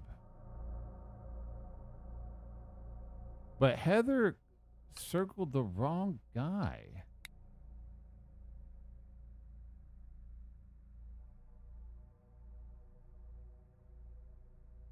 Here it is. She circled this guy. That is not Caleb. Unless it's just a really bad aged photo. Remarks HG. Oh, that's Heather ID. That's not, I don't know who that is. But that is not who. Huh. I don't know. Fuck, I think I might have to pick someone. Maybe I'm not asking the right question. I don't know. Let's see if I can get another video. You're on the right track. Another video's on the database. All right, well. That day was just like any other. We got up around 9 or 10. You know, we're on vacation. And had some food, went to town, did some shopping. Alana and Emily and I got some cheap sunglasses and tried on some bathing suits. The guys stayed home, not really sure what they did. And I had to run to the post office to mail a letter. We got some food and coffee and headed home early in the afternoon. Oh, on our way home we visited some funny magic store. It's owned by a nice lady who we talked to. So we got home maybe around 3. I'm sorry, I'm not much more specific. No, you're fine. You're actually being very helpful. Did you say a magic store? Yeah, you know the one. The old mysticism shop on Main. Sells rocks and gems and all sorts of stuff. You can get your palm read or your fortune told or something like that. Oh yeah, I know it. My kids and I have been in there too. They got a magic kit. Loved it. The owner's a bit eccentric. Not sure how reliable her word is anyway, but you were saying? We went to the store around 3 and then came home and spent the next couple of hours home. Then we went out for dinner. Then went to the bar. Anything happen on the way home from the store? Were you all in the house the whole time before you went to the restaurant? Nothing, and yeah, we were all at home the whole time before dinner. What did you guys do? Tell us more about them. Not much. We didn't have a whole lot of time before we got ready. Do you want to know more? Sure. Tell us more about them. Who they were, basically anything that will help. Wait, what? That day was just like any other. Tried on some bathing suits. The guys stayed home.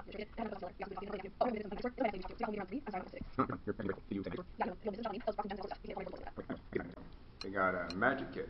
Loved it. The owner's a bit eccentric. Not sure how reliable her word is anyway, but you were saying?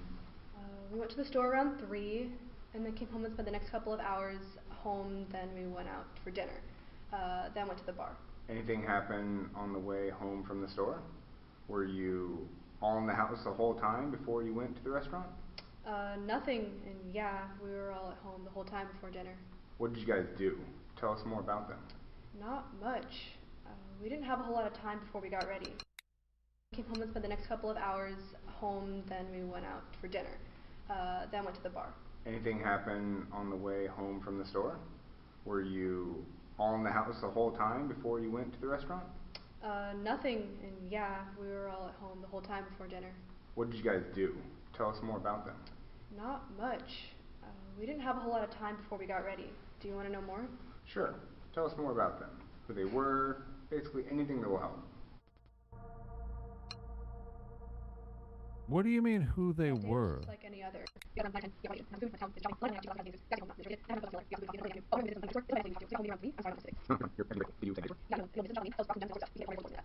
and I have been in there too. They got a magic kit. Loved it. Tell us more about them.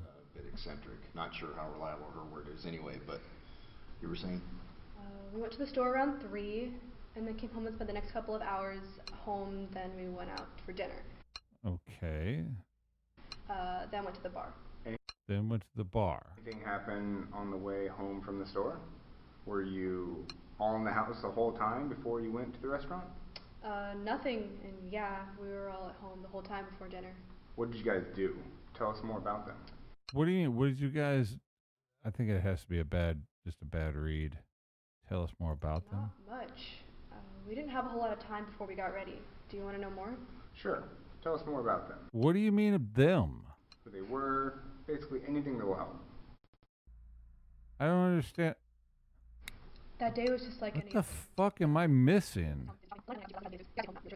I guess the video is corrupted. Maybe this is one of those corrupted videos they were talking about. Home from the store? Were you all in the house the whole time before you went to the restaurant? Nothing, and yeah, we were all at home the whole time before dinner. What did you guys do? Tell us more about them. So no, it's not a break in the video. I think it's just a bad read. I think it's a bad read. Let's try them.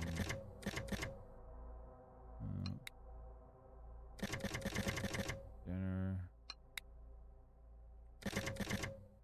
Bar. Earlier we walked through the festival downtown briefly. That festival of fire. We had some food and then went to the bar pretty early. At the bar, we just sat and had our drinks and listened to the singer. It was totally fine. I mean, we were laughing and joking while she sang.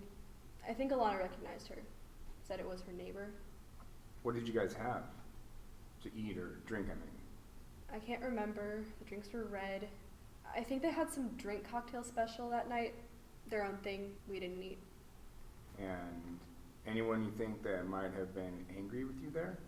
No, I don't think anyone was. But I remember Brian saying a couple of nights before that there was someone trying to pick a fight with him outside of the bar we were at when he was smoking. I think it was just a guy thing though, them being macho or whatever. But I don't disagree that there is a little bit of animosity towards people not from around here. The whole local versus whoever thing. I just decided not to buy into stuff like that. Do you remember what the guy looked like who had a problem with Brian? Yeah, do you remember them? No, not really. It was just some kind of drunk guy who lived here. Youngish, wearing a hat, a baseball hat. We were at the bar on the corner of 3rd and Main. The guy's friends were pretty apologetic and were trying to calm him down. He didn't seem dangerous, really, just drunk. Okay. How about anyone else? Did anyone else threaten you since you've been here? Or anyone else in your past? How about friends? Did they have any enemies? Baseball hat?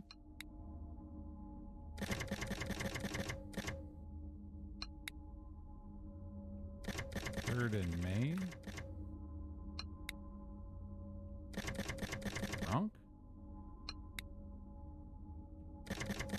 Fight. Huh. Well, I gotta accuse somebody, but I'll be damned if I don't have any fucking information. Oh, wait. Okay, so Caleb is almost done. Natalie... Okay, so these must be progress things.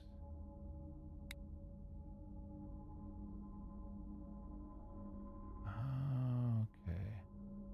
So Caleb's almost done. Natalie's... Heather's almost done.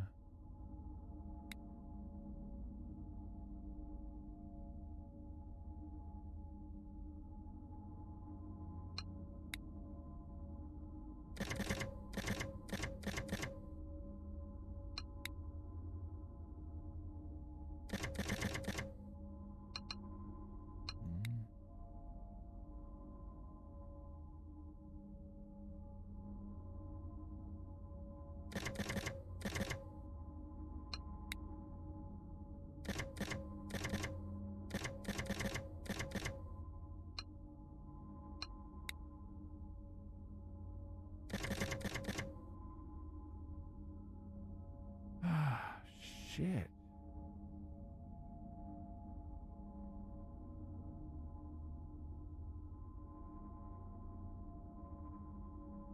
I don't think it's Caleb.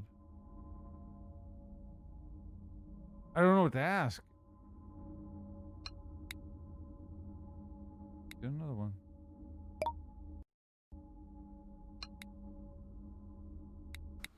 I just meant people who aren't genuinely spiritual or confused. Shame when a monotheist chooses the wrong God, chooses the wrong God. Shame when a monotheist chooses the wrong God. Monotheist?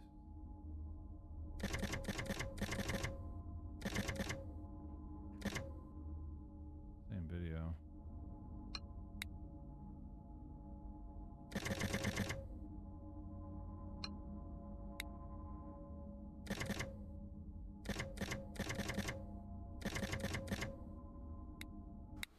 just meant people who aren't genuinely spiritual or confused. Shame when a monotheist chooses the wrong god. Spiritual? There we go. So many deities we have on our little planet here. It can feel quite crowded and confusing. Which one is the real one? That question would be a death sentence in some parts of the world. Why is it a competition anyway? Especially when we all know who the real ones are. Anyway, Michael. At least that's the line that Forrest draws. Fuck.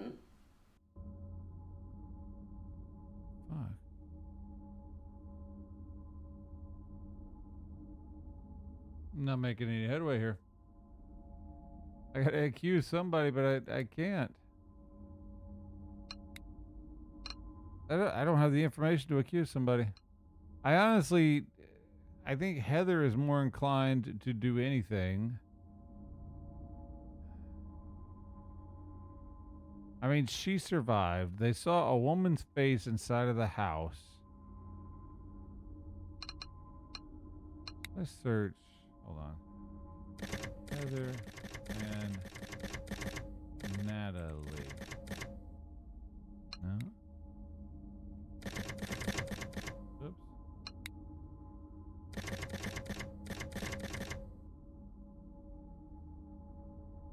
There we go. Yes, Heather. Young thing. Came into the store once with her friends. Anything else you can tell us? No.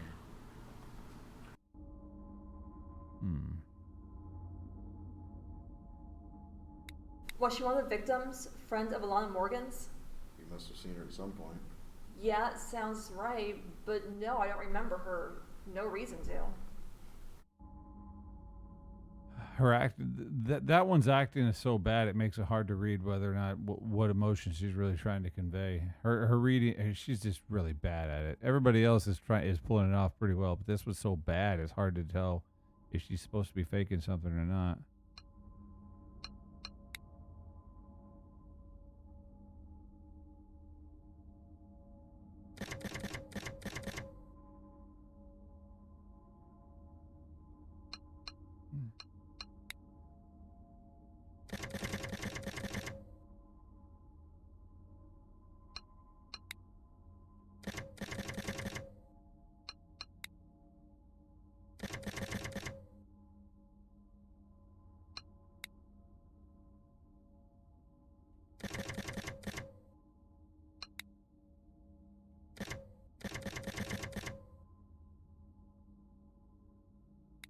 We ran a lot of the blood we found at the house already. The blood matches the victim's type so far with no foreign blood identified. With Heather and the blood and the skin found underneath her nails, it's all coming back as AB negative. AB negative? That's pretty rare around here, right? Yeah, so I'm thinking with any suspects, we draw their blood, and if it comes back That's AB Caleb. negative, we have our murderer. In theory, I guess. Can only do that if they're arrested, but it could be worth pursuing.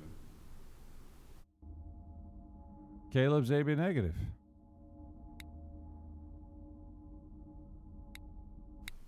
What blood type are you? I don't know. I always forget. What are you? So, we asked the hospital for it, actually. Your type, AB negative. I am? Okay. So what's interesting is when you were taken to the hospital, we noticed some dirt under your nails, and we scraped it and collected it. That dirt was actually part blood. It had blood in it. So we put that blood through a computer, and that told us what type of blood it was. It came back AB negative. That's what we got. Okay. We know you don't remember fighting anyone, but when we find blood under someone's nails, that typically means there was a fight and someone scratched someone. You definitely don't remember fighting anyone, right? No. I remember getting hit in the mouth or face, but nothing after that. I don't think I attacked the guy in the house. At least I don't remember fighting him up close. Maybe I scratched him a little when I ran by. We actually have spoken with that suspect. He's in custody in the county jail right now, and we've checked his blood, and it doesn't match. Your blood's actually a pretty rare type. You haven't been depressed lately? Have you ever wanted to hurt yourself, hurt someone else? I mean, really badly? Okay, it's not Caleb. Did you fight with your parents or someone, or have you wanted to cut yourself? Maybe get really drunk? No, nothing like that. Okay. Did any of the kids have the same type of blood? AB negative? Actually, yeah. Alana had AB negative. So we have 2 people with this rare blood type. Can we run the test again, make sure it's right? Yeah, sure. Yeah, this doesn't make any sense. Alana wouldn't make any sense. She would have been fighting with Alana, but Emily and Craig were together. That would have been some beef right there. Alana was with Brian.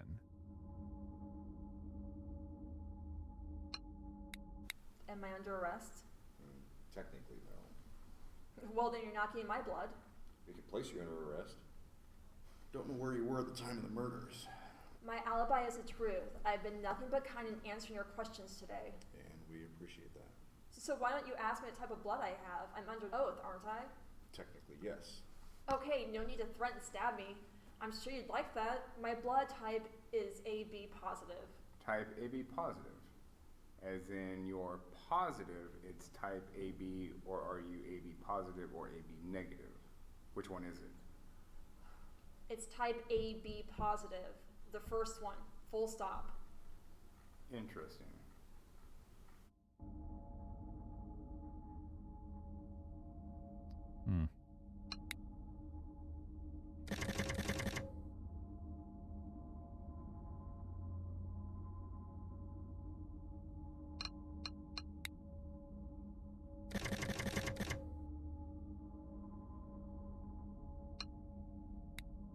Brian was a great guy. He was smart, he had a good future, played on the lacrosse team. He was just a really genuine person. What's going on? The damn power again. Don't worry, it'll come back on in a moment. I don't like this. Don't worry, it'll come back on in a moment. I don't like this.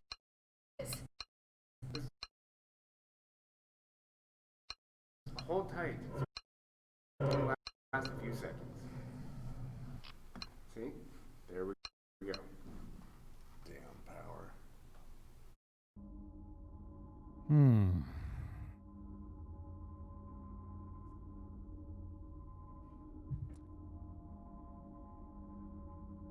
Caleb doesn't have AB negative blood. Alana's got AB negative blood. Alana's dead. Heather's alive. Fuck it. We're gonna have to call it. It's fucking Heather. It's Heather. Fuck it. I don't know why, but and it might be Ruth as well.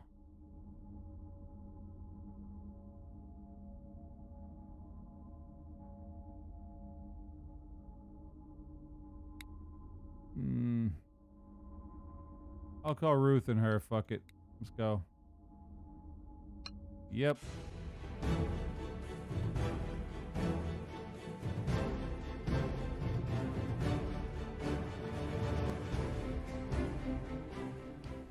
We want to cut to some breaking news from the west side of the state.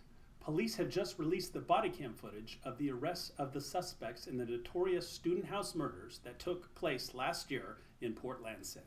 While details of the investigation are being kept confidential, authorities have told us that the arrests are the outcome of weeks of intense scrutiny over the interrogation footage and conflicting statements from the main suspects in the case. We're going to cut directly to that footage now. Heather Gardner, I have a warrant for your arrest. You're under arrest for the murder of 4 of your friends. Are you kidding me? What? You have the right to remain silent. Anything you say can and will be used against you in the court of law. Ruth Fortran, placing you under arrest. Oh, come on. You're here to look at my hydrangeas, aren't you? The right to remain silent. Anything you say can and will be used against you in the court of law. If you don't have a lawyer, one will be appointed for you.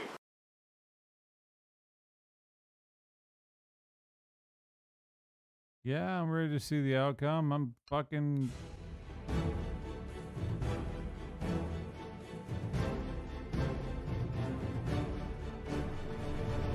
The trial of the infamous Port Lanson massacre came to a close yesterday in a Pierce County courthouse.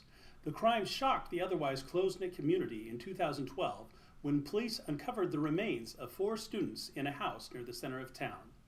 The case was initially plagued by lax police work and conflicting suspect testimony, taking investigators years to sift through what they called one of the most complex investigations ever undertaken. The dramatic case took many twists and turns. Judge Susan Arbea was there to deliver sentencing today.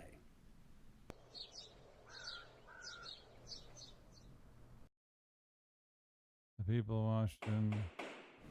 Ms. Gardner, please stand. Superior Court of Washington and Pierce County in the matter of the people of Washington versus Heather Jane Gardner. Case number 07835-BLA. Finds the defendant, Heather Gardner, guilty of the crime of murder in violation of Penal Code Section 187-A, a felony upon Emily Thomas, Brian Watson, Gregory Sims, and Alana Morgan, human beings, as charged in count 1 of the information. Ms. Gardner, you've now been found guilty of murder by a panel of your peers. Your jealousy was proven to be the ultimate undoing of your rational demeanor. Instead of accepting things you could not change with regard to your personal relationships, you chose instead to dive into the world of these alleged dark arts, something most of us know nothing about. However, the details of these rituals and maligned arts aren't really important. What we do know is the outcome of your experiments. You wished for bad things to happen to your friend Alana. You attempted to put a spell on her while saving yourself from the effects of your friend's ritual. Little did you know just how bad the outcome of these experiments would be. An errant fire that quickly got out of control, causing harm not only to your peers but to yourself as well in the process. This was a friend of yours and her family who invited you to spend the summer at their house free of charge. You betrayed their trust in the most egregious of ways. Had it not been for the actions of another person, your accomplice, you would not be alive today. May I remind you and everyone else in this courtroom that life is a precious gift, one we have no right to take from others. Sentencing will be determined at a later date. I wish you the best as you prepare for a long incarceration. I think this is bullshit. I don't think it matters who you pick. Superior Court of Washington in Pierce County, in the matter of the people of Washington, finds the defendant, Ruth Forsman, guilty of the crime of manslaughter. And then it's going to say she hasn't accomplished. You knew when and where a dangerous ritual was taking place.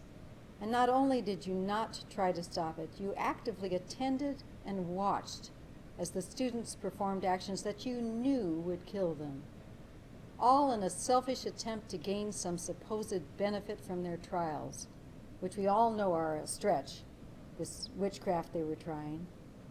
You and your co-conspirators, whether working in tandem or individually, will be sentenced similarly. That sentencing will be performed at a later date. I don't. Oh, man. Guilty of manslaughter, guilty of first-degree murder. While guilty sentences were delivered for at least one suspect, other guilty suspects got away. Other suspects got away. It was probably Natalie. I don't think Caleb had anything to do with it, or the chief, but it was probably Natalie. But honestly, I don't think that I think if you choose one person, it'll be, oh, they're guilty or manslaughter. Like, basically, if I chose this chick, it would say manslaughter. If I chose her, it would say murder. If I chose the other one, it might say manslaughter or whatever. But I don't really think there's any way this is going to fucking be any different. I think it's bullshit.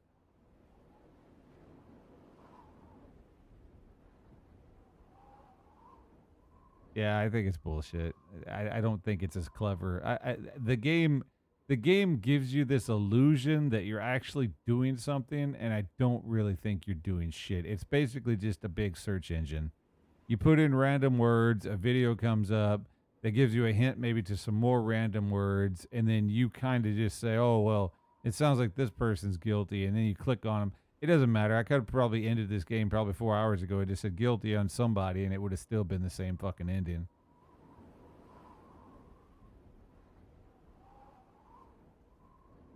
Her Story, the game Her Story, that one's actually smart. It learns while you're playing. This one, I don't think this one learned shit. I think it was just fucking a bunch of videos. You just put in some search engine and it unlocked a different video for you to see.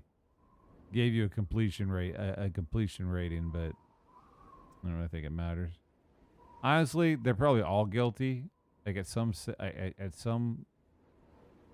maybe not. It would probably be easy for them to have someone who was not guilty, like, and have some stupid thing. But it's all right. Fuck it. It was pretty good. It was okay. Slow as fuck, but hey, you know what? Whatever. It was something different.